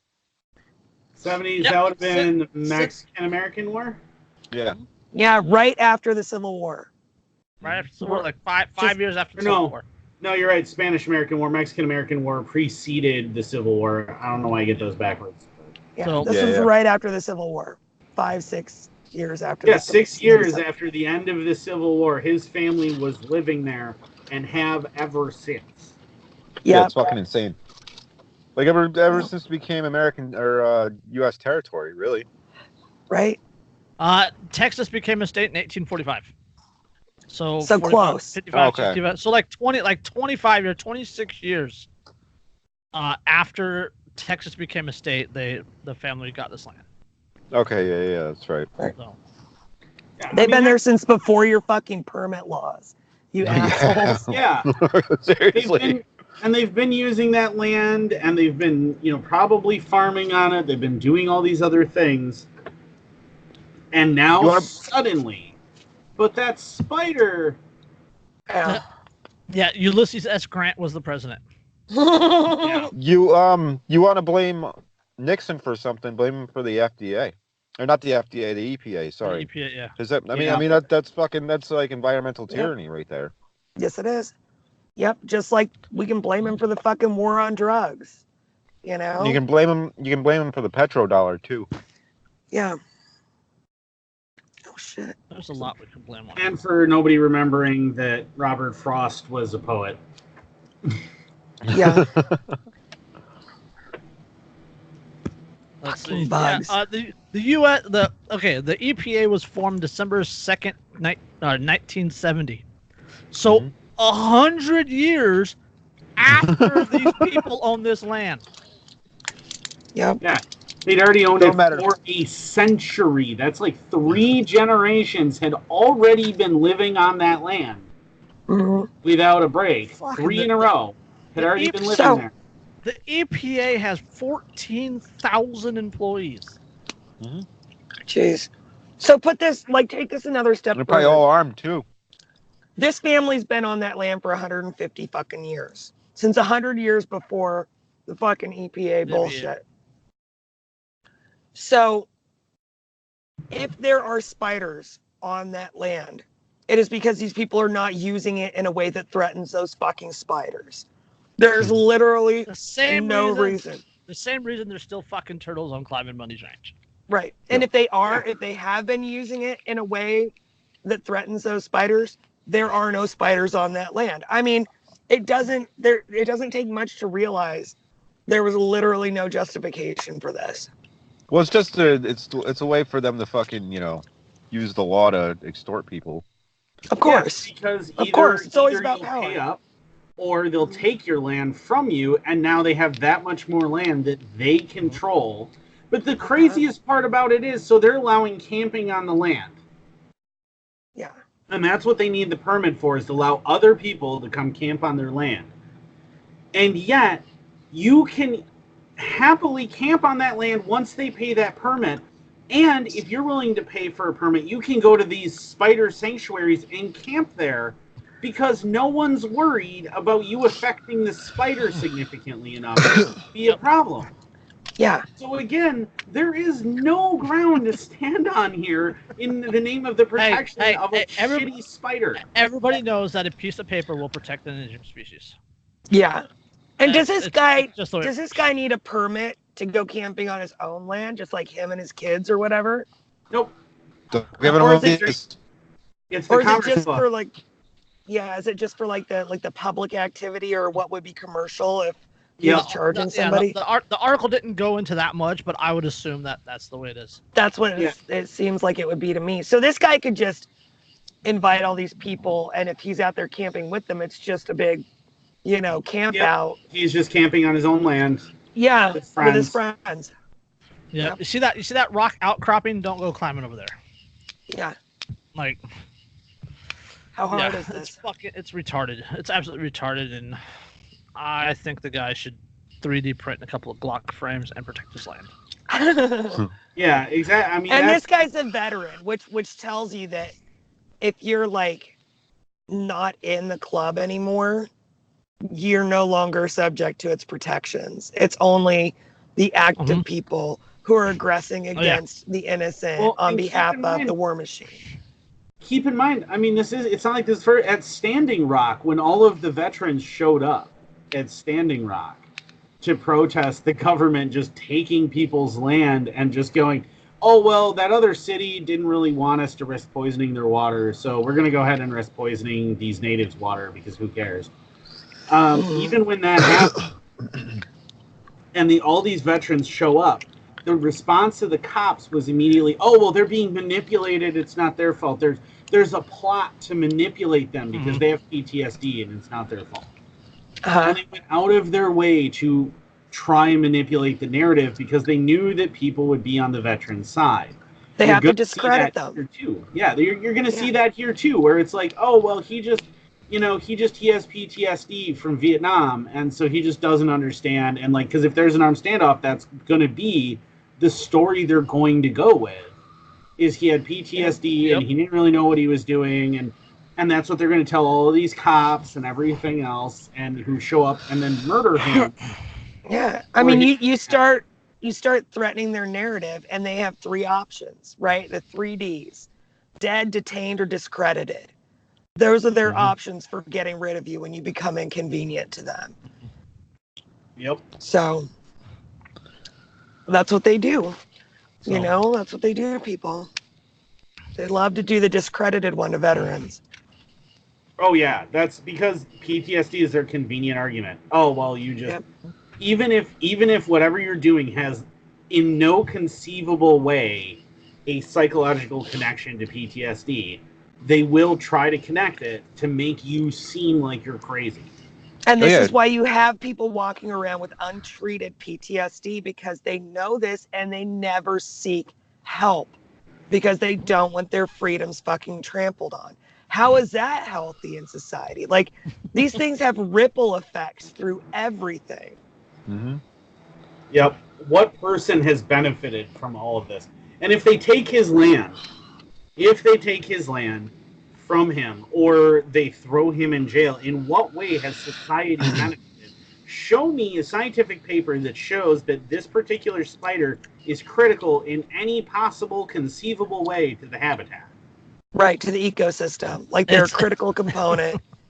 It's a blind orange spider that lives in the rocks. Yeah. Yeah. That's so reclusive that you have to break open rocks to fucking find them. I'm sure they're a critical component of the fucking ecosystem. Yeah, they're a damn cave spider. They aren't even out in the places where people are going to be camping. They're a cave spider.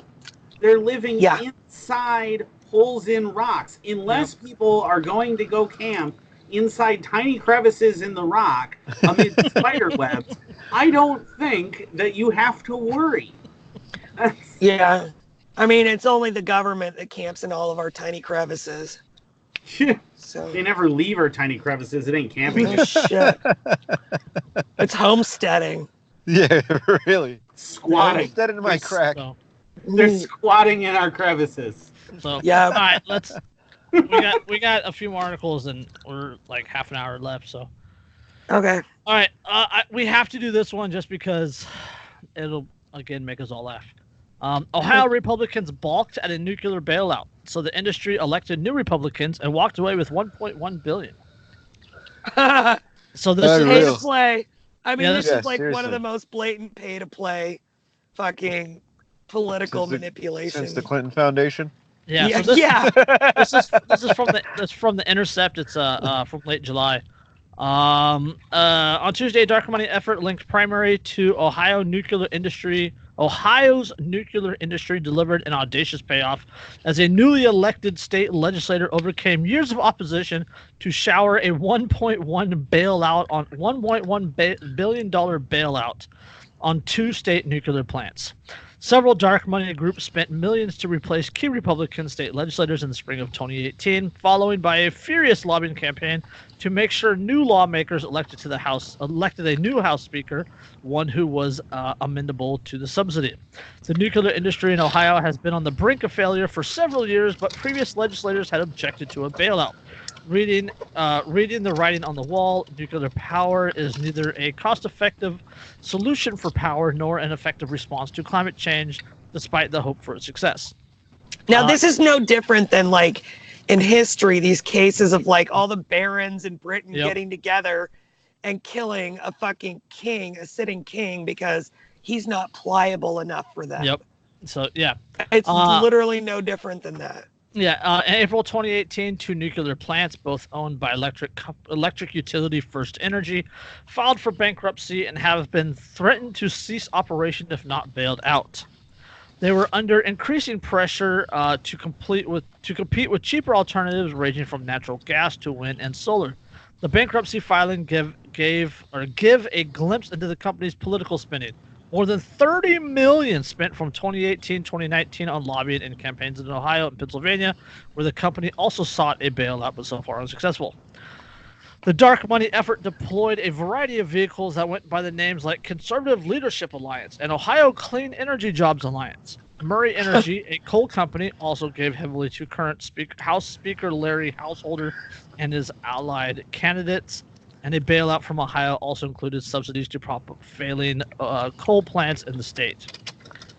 The payoff is Jeez. extraordinary in degree, something like $30 million for the campaigns in Ohio and Pennsylvania to win $1.1 billion in government subsidy. But Ain't a half bad return on investment. that's a hell of a return on investment. Yeah. But It's like winning at slots, but it's like way more guaranteed. You Yeah. know? So the payoff is extraordinary in the degree, something like $30 million for campaigns in Ohio and Pennsylvania to win $1.1 billion in government subsidy. But it is similar in kind to other nuclear projects across the country. According to the Environmental Worker Group, a nonprofit devoted to research and advocacy, 5 cash-strapped states across the country have foisted more than $15 billion in subsidies on failing nuclear power plants since 2016. The latest sign that nuclear is unable to stand with a competitive energy market against lower cost renewables. Yeah. Yeah. So, okay, this one more paragraph. In Ohio, the state house battle was fought in at least 18 competitive Republican primaries, all proxy battles between Republicans Ryan Smith, the incumbent House Speaker, and Larry Householder.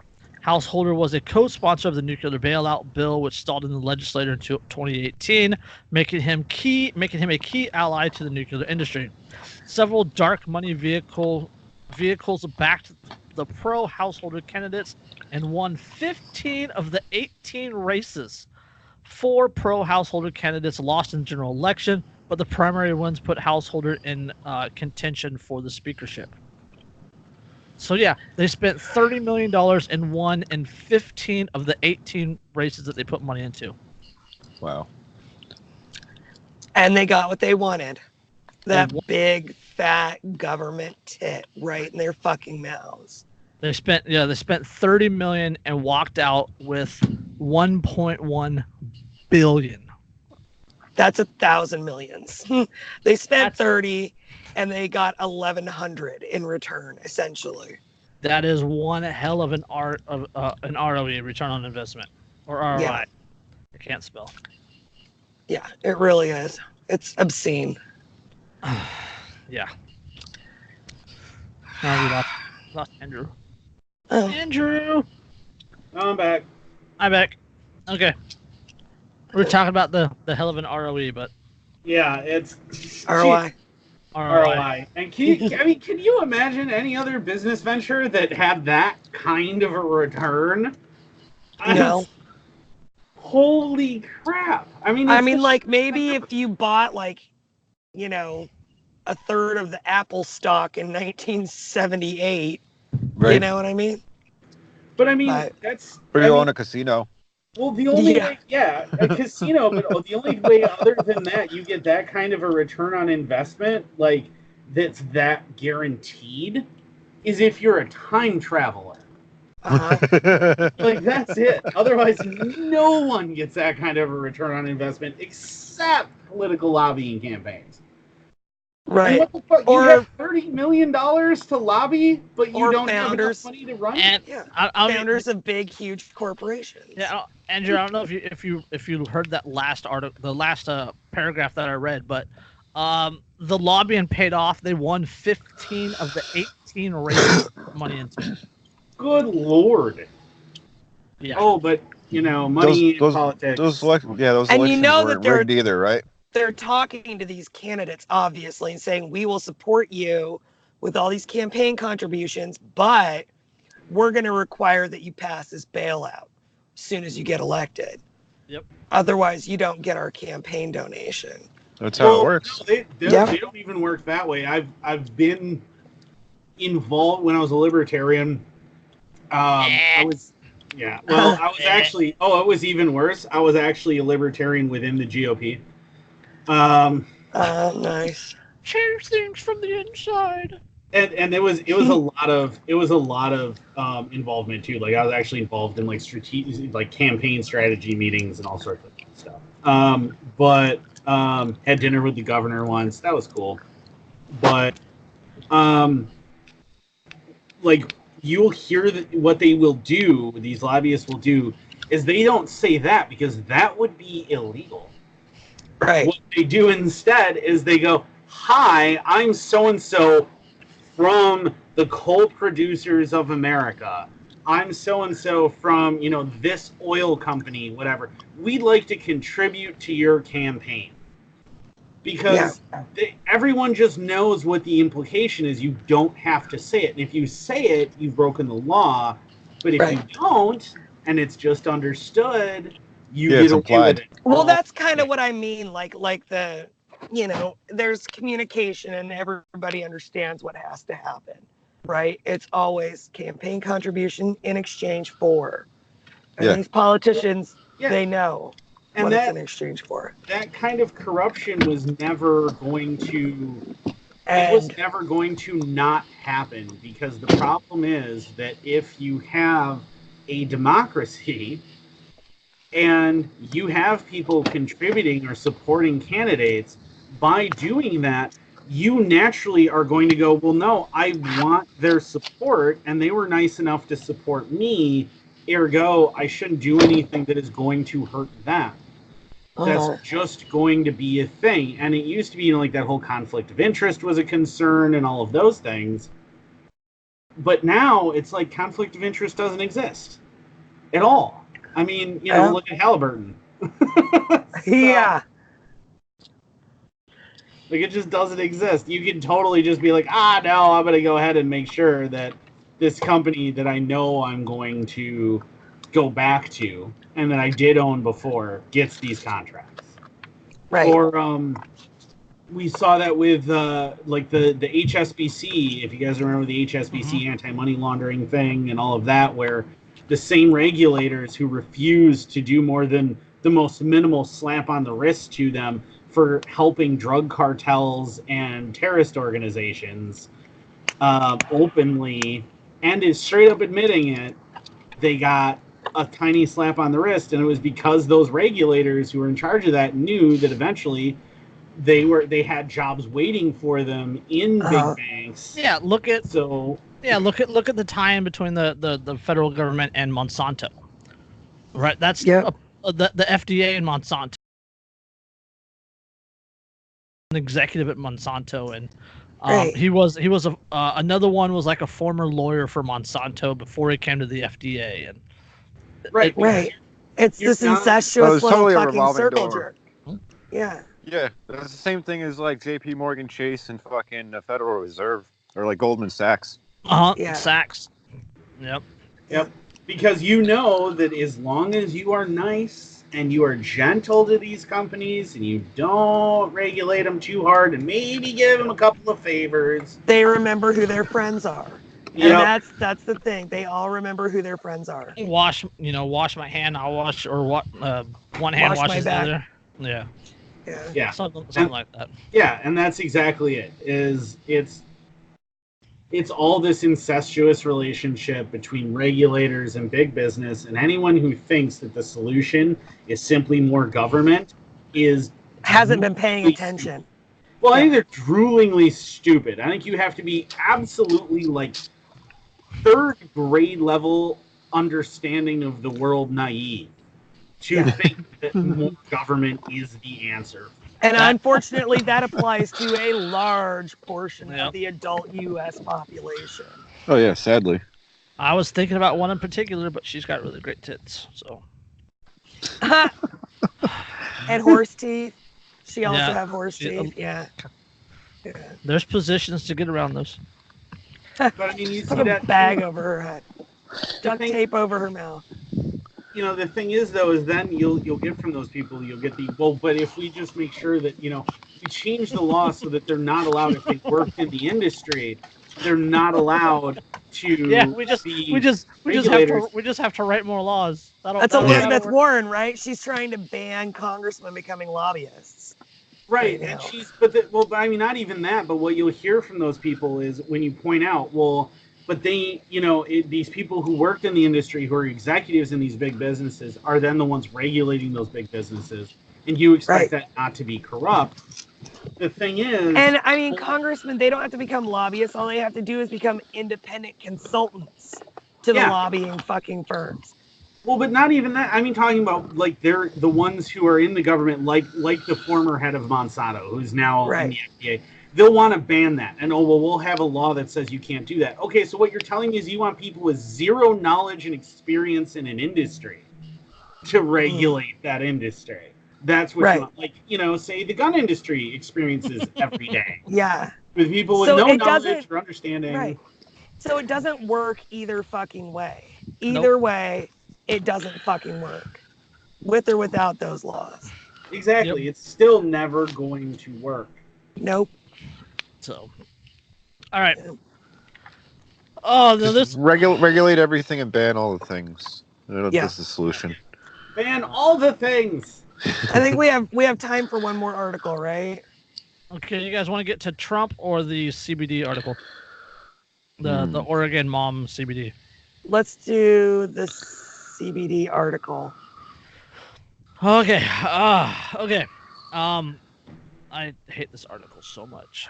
I know. I was gonna say I hate talking about Trump because fuck Der Cheeto Führer, but yeah. All right. Wilsonville mom who lost bid to treat daughter's cancer with CBD, not surgery, turns herself in. Yeah. An Oregon mother at the center of the debate about a parent's right to refuse established medical advice has turned herself into authorities. Christina Gail Dixon, 35, is being held at the Clackamas County Jail on suspicion of custodial interference and criminal mistreatment. She is accused of defying a court order to deliver her daughter, 13-year-old Kylie, to state care in order to prevent her from getting a surgery to remove a cancerous tumor from her liver. Kylie of Wilsonville is back in state custody and living with her foster family, the Oregon Live reported August 1st. Okay, the teen maintained that she does not want the surgery. Instead, she wants to resume the course treatment her mom insists would work, CBD oil. A Clackamas County judge has ruled, however, that wouldn't stand in the way of Kylie receiving surgery to remove the tumor, despite Kylie and her mother's objections. They're literally going to cut this girl open against her fucking will. Yes. Okay. Quote, "I'm not a doctor," said Judge Heather Karabecki. Quote, "I let medical professionals handle what they think is the most appropriate given quote, "I let medical professionals handle what they think is most appropriate given their experience and knowledge." You know what this reminds me of? Back in the 1700s, everybody knew. Established medical practice fucking knew that leeches were how you treated infections for like reducing the ill humors in the fucking blood and bleeding people. Everybody knew. Right. Yeah. Everybody knew that was fucking true. Just like now these people think, oh, everybody knows that established medical practice is the correct way to go. It never fucking, that statement cannot be true because human beings do not know everything there is to fucking know. Okay, human beings are fallible. As long as we remain fallible, that statement can never fucking be true. I mean, there's documented history of the medical establishment being turned on its ass by somebody who figured out how fucking stupid they were being. Until very recently, medical established fact was that you couldn't possibly have consciousness without at least like 35% of your brain. And then that dude who like barely has a tiny bit of his brainstem in his head, and that's it. And only went into a doctor because he was getting headaches. Yeah. Showed up. And now all of medically established fact is wrong about it. Yeah. Like clearly it has to be because this dude exists.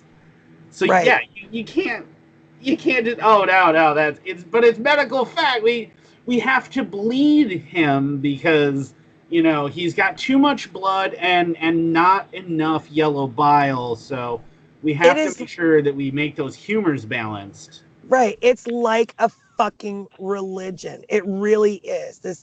It has become a goddamn religion because it takes way more faith to believe that humans have reached the absolute pinnacle of medical fucking science and that doctors are never wrong than it does to be suspicious of those claims. Okay. That's all I religion. know is if like I'm no medical professional or anything, but if you have like ghosts in your blood, you should probably do cocaine about it. Yeah. Yeah. Okay, old timey doctor, appreciate it. They used to put So they used to put fucking heroin in cough syrup for fuck's sake. Oh yeah, there's actually a really cool series. You can watch it on YouTube periodically. The actual TV episodes of a show where a guy who's from the Royal Academy of Apothecaries, something to that general effect. He's a pharmacist professor.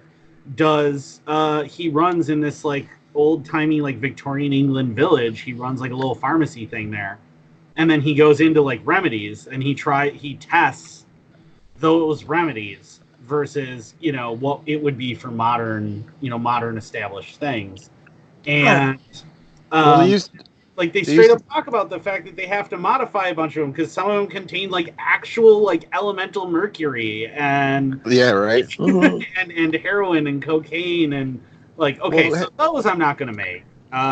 Opiates were used for a cough suppressant though because they are. But I mean, like, they didn't have anything better at the time, so. Right. But I mean, they used to have cocaine in the fucking soda, for God's sake. And everybody thought that was alright. Fuckers were hardcore. Doctors used to recommend cigarettes, for fuck's sake. Yeah, and alcohol. Cigarettes and alcohol, both things. The last paragraph in the article says that according to the state, Kylie has at least a 70% chance of stopping the cancer spread with surgery. So there's no guarantee that the surgery that they're forcing her to have will save her life. Of course not. And who even calculates the chance? But I mean, and ignoring all of the fact that medical science can be wrong and that who's to say whether what she's doing would help or not. What it all comes down to, though, is body autonomy. Does she, the little girl who does not want the surgery, have a right to her own body to make the determination of what she wants for her own body? Because right now the state is saying, no, you don't have that right. We get to force you to have a chunk of your fucking liver removed. Yeah. On the odds that, well, you have a 7 in 10 chance. And it's not even about doing what she wants with her body. She's not trying to actively do anything. She's trying to say no to somebody else, to say, you can't do this to my body. That's a little bit different concept than like a 13-year-old getting an abortion without her parents ever even fucking knowing about it. Well, they're cool with that, though. Yeah, and that's okay in Oregon. That's all right in Oregon. Right, but this saying isn't. No to a cancer surgery. Right. Yeah. I mean, how ridiculous. But see, the other thing is that, like, with things like CBD and RSO, like, you can fucking make that shit in your own home. So it's like the medical establishment doesn't have like a stranglehold, like, control over that kind of thing. It's and that's why they don't want it expensive in like dispensaries either. I mean, well, it's not expensive. It's widely available. It's, Wisconsin doesn't even have medical marijuana. We're the last state in the surrounding states to not even have medical. But we have CBD here. And you can go to at least 10 places within driving distance of my house right now to not only get it, but talk to somebody that has a good understanding of how it works and what the chemicals in it are. Most of these guys have lab work from it. They have the actual lab sheets, which they can read to you and explain to you. Like, they're well trained in it. They know what they're talking about. And, and they will tell you, they won't make any guarantees or anything, but they can tell you, like, people experience this, people experience that with this. There's anecdotal evidence of this. Like, they can tell you that. And that's why should they be any less legit than doctors that have training in fucking allopathic medical, established medical practice? because physical doctors have better lobbying. Yeah. Yeah, and because of authoritarianism, really, doctors are seen as authorities. Mm-hmm. And they're treated like fucking gods. The medical industrial complex, man. Exactly. Yeah, well, and to break it down too, it's a logical fallacy. It's actually illogical to say that just because they're a doctor, they know what they're talking about. That's what I was saying. Yeah, that's exactly what I was saying. Yeah. Well, they're accredited, you know. You cannot claim that statement is true. You can't. I mean, that's a fallacy. It's an appeal to authority. People who are in authority, who are even maybe incredibly smart about the subject they're talking about, can in fact still be wrong. Yes. Oh, well, medical malpractice is like one of the leading fucking causes of death in this country. Like 225,000 people a year or something like that. Yeah, it's ridiculous. Isn't it the leading cause of other than disease, the leading cause of dying at someone else's hand is medical malpractice? Absolutely. Pretty sure, yeah. So, I mean, they're totally infallible. They have a piece of paper, goddammit. Yeah. Oh, C's get degrees, you guys. C's get degrees. Okay. This is from article February 2018. Recent Johns Hopkins study claims that more than 250,000 people in the U.S. die every year from medical errors. Other reports claim the number is as high as 440,000. It's a lot of people. I almost died 500,000 people every year, man. Yeah, I almost died from whooping cough when I was a teenager, when I was in high school. Thanks, anti-vaxxers. But I almost died from whooping cough in high school. Okay, for perspective, the number said as high as 440,000, right, per year. There was only 4,424 killed in the U.S. military's intervention in Iraq. Total. So that's so insane. So you're talking about literally 100 times as many. Yes, per year. Per year. 100 times per year. More are killed in medical malpractice that were killed in the Iraq wars. The entire war. Yes. Yep. I mean. Oh, I don't. Speaking of Iraq, I don't know if you guys heard that Israel just bombed Iraq like the other day. Yeah. I haven't been watching the news or paying attention. Yeah, because they said Iran's, in Iraq in certain areas. Well, I mean, what do you expect if you're going to knock out Saddam? Somebody's going to fill that power vacuum. Yeah, you guys, I quit following the news. I quit following the news, and I've never been happier in my life and more content. I was going to say, just anecdotally, I almost died from whooping cough because it went completely untreated in high school, because I went to the doctor 3 times. That's and got crazy. 3 different diagnoses. The first time was it's just a bad cold. The second time was it's probably environmental asthma. And the last time was, basically allergies. And the last time it was, you just have asthma that's been undiagnosed this whole time, even though you've never had this issue until now. Wow. And I was coughing in the doctor's office so hard that I had to concentrate on the concept of inhaling in order to do it. If you've never experienced whooping cough, it is a hell of a thing. You cough so hard, there is no air in your lungs anymore, and you can't convince your body for a little while to inhale again. Infiltrated pneumonia is the same way, and I've had that. It's like getting the wind knocked out of you? Basically, it's that kind of a thing, and you can't, you just keep wanting to cough. Oh, man. And you're like, I don't have air, I need to inhale. And it makes you lightheaded. It makes you feel dizzy. I wound up down on my knees constantly coughing because I was getting so lightheaded and everything. And this guy goes, it's probably just asthma. Here's albuterol. Prescription for albuterol. See you later. And thankfully I had the albuterol because that at least kept my lungs open enough to make it through it and survive. But my own immune system had to fight that off. Right.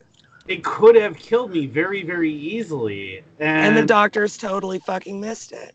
Yeah, they completely missed it until it ran its course. It's only when my sister also got it and came in to the same doctor, and he realized that it was the same family, that he decided to do the test and figure out that it was pertussis. Yeah. Lovely. So.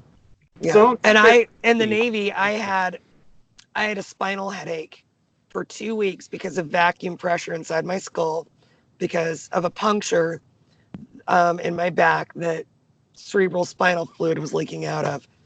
For 2 fucking weeks, these doctors, supposedly the best in the military, told me that I just had a muscle spasm in my neck and were giving me Toradol shots in my neck for my fucking spinal headache. And this was right after I had spinal surgery. So you would think that a fucking spinal headache would maybe be the first thing they would think of. You know, oh, you pass out within 30 seconds of being upright? Yeah, that's got to be a muscle spasm. What the fuck? As someone who spent a lot of time in ERs, my mom would go to the ER 2, 3, 4 times a week. Treat them and street them. That's all that you go to the ER. Most doctors, that's all you do. You treat them and street them. Yep. Yeah, So. I mean, we dealt with that with Lindsay. With her, the whole reason we changed doctors was because her doctor just threw up her hands and went, well, I don't know. And every time she saw a doctor, she got maybe 10 minutes with the doctor actually in the room. Doctor didn't really care and was like, talk to my nurse, and her nurse is a fucking bitch. And yeah, nurses usually handle shit more than doctors do. Yeah. So we wound up changing from Mayo, and I know almost everybody in the United States has heard of Mayo and how good they are. Well, their home office might be good. This is a satellite here in La Crosse. We're about a half hour south of where their headquarters is. And we went from there to Gunderson Lutheran, which is nationally known for their cardiac surgery and a few other things. But we went there, and it's all of a sudden they're actually treating it. All of a sudden they're finding things that'll at least work for a little while. They'll at least help a little bit. They're trying now all of a sudden. Yeah. And it's because now she's not with a faculty doctor. She's back with a resident again. Yep. Yeah. Because the residents the ones who still try hard. Yeah. No. The residents have time. And because Gunderson had gotten such a massively terrible reputation for literal decades for just never giving a shit and being completely awful and deserved. They almost killed my first wife and my oldest daughter. But they realized that they needed to change, and they've now changed and started caring about the patient instead of it just being a number and all these other things. But this is a recent change in the medical care industry. This is not a big, like a standard for the industry. This is a recent change. We can do a whole episode on the medical industry. Oh yeah. And especially when you get from like socialized medicine, you know, with the VA to the mega hospitals to treat them and street them and all the way down now to like the concierge doctors and the guys down in Oklahoma with the upfront pricing and they won't take insurance. Yeah. And they do upfront pricing and they're like 40, 50, 60% cheaper than anywhere else. That's a good idea, though. I mean, because some people don't have insurance, you know, and they don't need to they don't want to pay annually for fucking insurance. They might just need to go see a doctor one time, you know. Yeah. Well, and look at the way insurances were just paying exorbitant fees to whatever that was called that was associated with Valiant for a while before Valiant took its dive, and Martin Shkreli and his bullshit, and how long he got away with that. And actually, Valiant is still charging insane amounts for their one medication that they have an exclusive. I will give him props for giving respect to Harambe, though. That was Elon. Thing that piece of shit ever did in his entire life. So we could talk about this all fucking night because right. My point with it is just that, like, look, the medical industry doesn't, well, by and large, know what they're talking about pretty frequently and tends to ignore a lot of things because they just don't care pretty frequently. See, like, okay, put it like this. Okay, what do mechanics do? They fix cars, right? What do welders do? They weld. Plumbers plumb. Construction workers build. What do doctors do? Practice medicine. Yeah. Practice. Yep. Yeah, we're talking about practice. Yeah, I want Alan Iverson there. And lawyers practice too. Well, yeah, lawyers are fucking snakes and they don't count. So there's actually a study that just came out fairly recently. I know it was published in the Smithsonian. I don't know where else it was published first, but about how they did a behavioral test study on practice and whether or not practice really makes perfect, and they found that the answer is it doesn't. No. Right. they actually found that people who have natural talent will always be better than people who practice really hard. Always. Yeah. And then often too much practice actually ruins your ability. Yeah. That's how. Speaking of snakes, I what learned that do you one in call a baseball. one-eyed snake? Is it a dick or wait? No, it's a Dan Crenshaw. That's right. Yep, there you go. My favorite meme. My favorite meme from Dan Crenshaw is well, you got to excuse him. He can only see things from a left point of view. I freaking love it. That's That fucking gold, dude. Pirate-looking motherfucker. I mean, the thing is, wasn't he a SEAL? Was that what he was? I want to say he was a SEAL. Yeah, a steal. He was a SEAL. Which means he took the same oath that I did, that Derek did, the same oath to defend the Constitution from all enemies, foreign and domestic. But apparently his included, except the Second Amendment part. We'll ignore that. Well, that and accept the fucking Fourth Amendment part because he wants to do fucking the TAPS Act, which is like pretty much pre-crime. Yeah, it's and like, the Fourth Amendment. So except it's for like the Bill it's like of the Rights, Patriot. I pledge to defend the Constitution.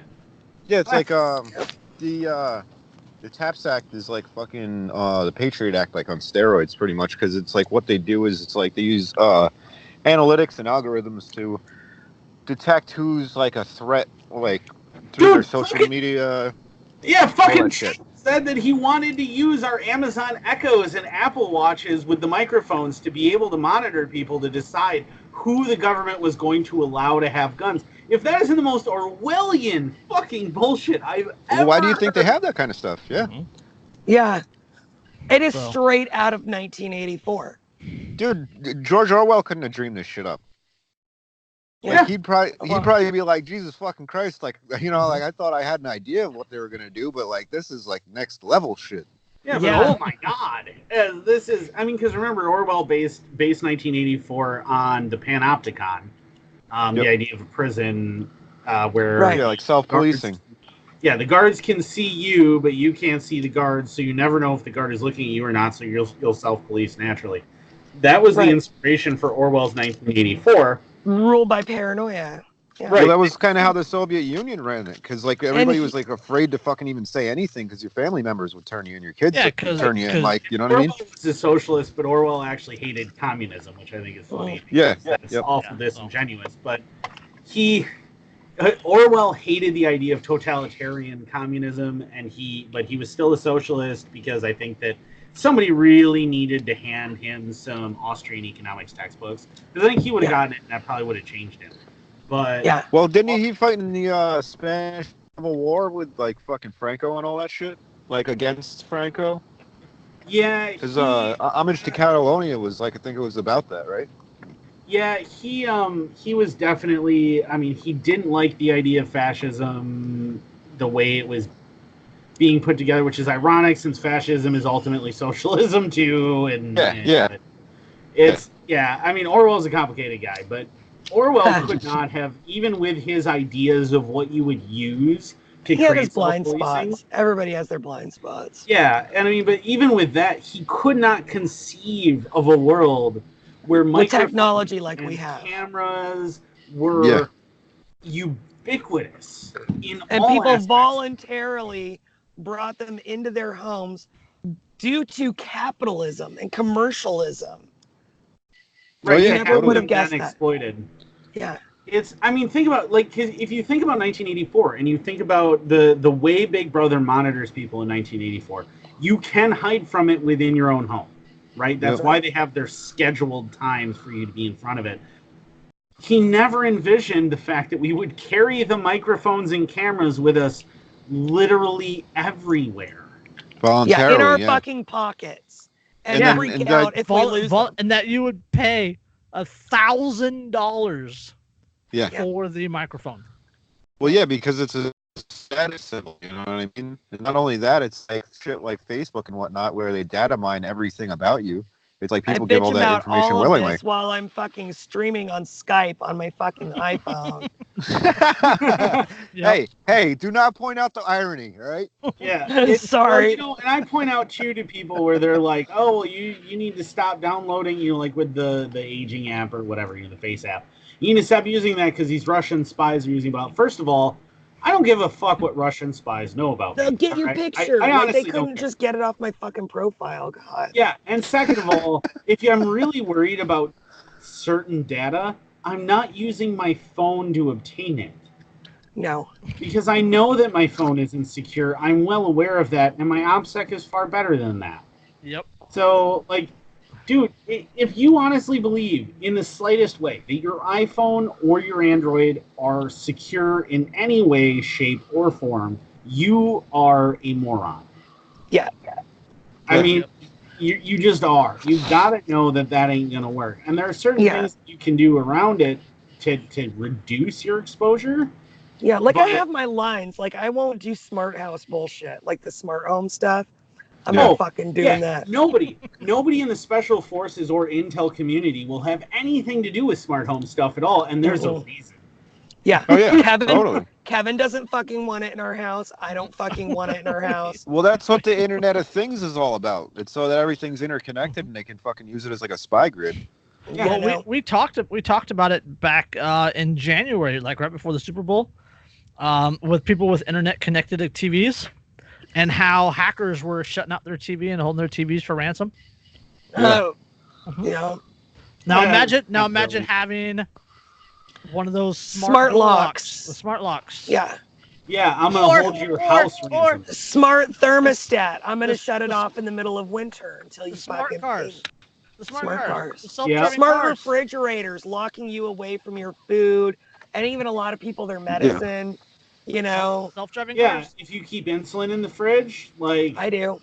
Yeah, see, so imagine that being locked away and held for ransom. You're gonna pay whatever they ask you. That's plain and simple. That's what you're gonna do, because if you don't, you die. And if criminals, if hackers and other like private citizens can exploit it, what the fuck would make anybody think that the government would not and does not fucking already exploit it? Oh yeah, look at Teslas. Yeah, there was a story earlier today or yesterday, I think it was, that someone's self-driving car suddenly accelerated into a tree. Yeah. Nice. Yeah. So. Yeah. Eventually, they'll be bringing people straight to the fucking police department for fucking wrong think. And there was a lady in Ireland, or in the UK anyways, an Irish lady, pregnant lady, who got like stranded at a charging station on the motorway with her electric car because of non-payment or whatever. The company shut her fucking battery off remotely. Wow. Yeah. Well, they can hack people's cars now too. Well, yeah, but that was just the company doing. Yeah. So they build that shit in. Yeah, I watched the other day, outside my work. I actually watched a lady who lives down the street from where I work get into her Tesla, whatever the new Tesla with all the automatic doors and everything is. The Model 3. Yeah. I watched her get into it. And first of all, it was super neat. Objectively, it was just really cool. She walks up to the car with 2 handfuls of stuff. There's no way she can open the door. And all that happens is she walks up and the door opens for her. And then because she has the keys on her. Yeah. Yeah. And then she leans in and sets stuff down and walks away, and the door closes. And then the rear hatch opens automatically. And then she sets stuff in there and just turns around and walks away. And then the rear hatch closes on its own. And she gets into the car, and I just see the door close. No hands. It's like Kit. It's like Knight Rider. It's really neat. And Tesla's very cool about it. Like their main screen, like where you can put it into the ludicrous speed mode, which is fucking phenomenally named. Yay Spaceballs reference, and you can it warns you that it turns off safety features, and it says, "Are you sure you want to do this?" And you can say, "Yes, I'm insane," or "No, I want my mommy." And those are your options. You can do, and it's neat and everything, but keep in mind your doors, your rear hatch, your windows, your mirrors, your steering and your throttle control, and your brakes are all electronically connected to a wireless network that you are running on. Your car is a remote control car, like one of those little RC racers. Somebody else is fucking controlling your vehicle while you are inside of it, and it is moving at high speed. And if you don't believe that, I watched her before she walked out. She walked out of her house. It pulled itself out of her driveway and into the front of her house. Because they have that call my car thing. So it pulled itself out of her driveway and drove itself up to her. Oh, that's insane. And then let her in and everything. Tell me that there is no opportunity for any diabolical entity whatsoever. Well, you guys remember that reporter? You remember that reporter, Michael Hastings, right? Yeah. He was like a war reporter for Rolling Stone, and they suspected that his car could have possibly been hacked and fucking accelerated into a fucking tree. Yep. Anything that is connected to the internet can be exploited and remotely controlled. Yep. There is literally no such thing as unhackable. Everything is just hackable with time. And if you ever don't believe me, go to DEF CON. And I'm not talking about watch DEF CON online. I mean go to the real DEF CON. The one that is not where you have to put your phones into a Faraday cage before you're allowed into it. I've been to it, and the things that are done there that you are shown how to do for $100 and 20 minutes of your time. Yeah. You would not believe what is vulnerable. So if you think for a minute that the government with trillions of dollars at its disposal and the force of law. Yeah, the trillions of dollars, the force of law, and some of the finest and minds the threat of force. The threat of force. And complete immunity. Yeah. Essentially. Yeah, they have the threat of force and complete immunity because they have the force of law behind them. They can unlimited budgets. Yeah. Imagine what they can do if a guy with $300 and 4 hours can pull every piece of information off of your cell phone. Yeah. Imagine what they can do. Because I was shown at the DEF CON I was at, I was shown how to build a fake tower. Yep. And then proceed to monitor all text messages, all voicemails, all voice calls, all video chats. Stingray. Intercept all of your pictures. Yeah, I was just going to say that. Yeah, that's what they do with Stingray. That's illegal to do. But they still do it. Yep. Yeah, but I was shown how to do it for $300, and there wasn't a single thing that you couldn't buy from a consumer electronics outlet. Yep. So, on that note, yep, we're past our time, and it was sweet paranoia dreams. Yeah, it was good. It was good to get back with you guys. It's been all four of us were on, and it's been too long. It's been a long few weeks. I needed my therapy, my biweekly therapy. So, yeah. And good to have Andrew back on Facebook. Andrew gets back on Facebook, and Dan leaves Facebook. Yeah. Yeah. I retired from social media completely. If people want to see me now, they got to come and watch the show. And I'm on. I'm on a 3-day ban, and it's just we're all fucked up, you guys. Yeah, I have kind of not been on social media a lot because we're gearing up for our school year. So. Yeah, I could have done Weapons Wednesday this week. I did come back in time to Facebook. I didn't just because I had a lot of other stuff going on at the time. But it will be back next week. So this coming Wednesday, you'll see me live again. Yeah. So. No, you just do that Facebook Live. You don't have it on YouTube. I do it on YouTube. It'll be uploaded to YouTube. Yeah. Yeah. So it's live on Facebook, and it's public. So even if you don't, as long as you have a way to access Facebook, you can watch it. But I posted. Yeah, I deleted the app. Oh. Yeah. I use mobile browser for everything. So. Yeah. I mean, I could do that, but I don't know. I don't want to be tempted. Also, I keep telling him. I gave you guys the login for the Anchor app. Yeah. Right. You guys can upload stuff on Anchor also. And I don't know what I did with it, but yeah. I might start doing that. I don't know. I haven't decided yet, but I really like what I'm doing right now with the format just because I'm really comfortable with it and because I can do the graphics with the video and stuff. And when it's audio only, some of my humor gets lost a little bit. Yeah. All right. speaking of projects, buy my book. Lost anyway. Yeah, go buy Derica's book. Go listen to Andrew's stuff. We're gonna start a change. Go check out my interview on yes, Enemy of the State. Enemy of the State Tank Pod Stash. That was that was a really, really good interview. Derica's also been interviewed by Nick. I was also interviewed by Nick. I'm the odd man out here. You're the odd man out. You're always the odd man, Andrew. We'll have to ask about it. I think I was still on my bands. I couldn't. Yeah, we'll have to message Nick and get that fixed. Yeah, he'll get you on there. Yeah, that was a good conversation. So. Yes, you can talk to Nick about mutual assistance groups. Yeah. Yeah, we kind of covered that a little bit on the interview that I did with him. We mostly talked about my book, so. Yeah. Yeah. So yeah. That's on Amazon, by the way. It's called "Think for Yourself: A Critical Thinking Workbook for Beginners." And it will be linked in the YouTube, and it will also be linked on the podcast, on the podcatcher. So. All right. On that note, we'll catch you next time. Yep. Peace out. Peace.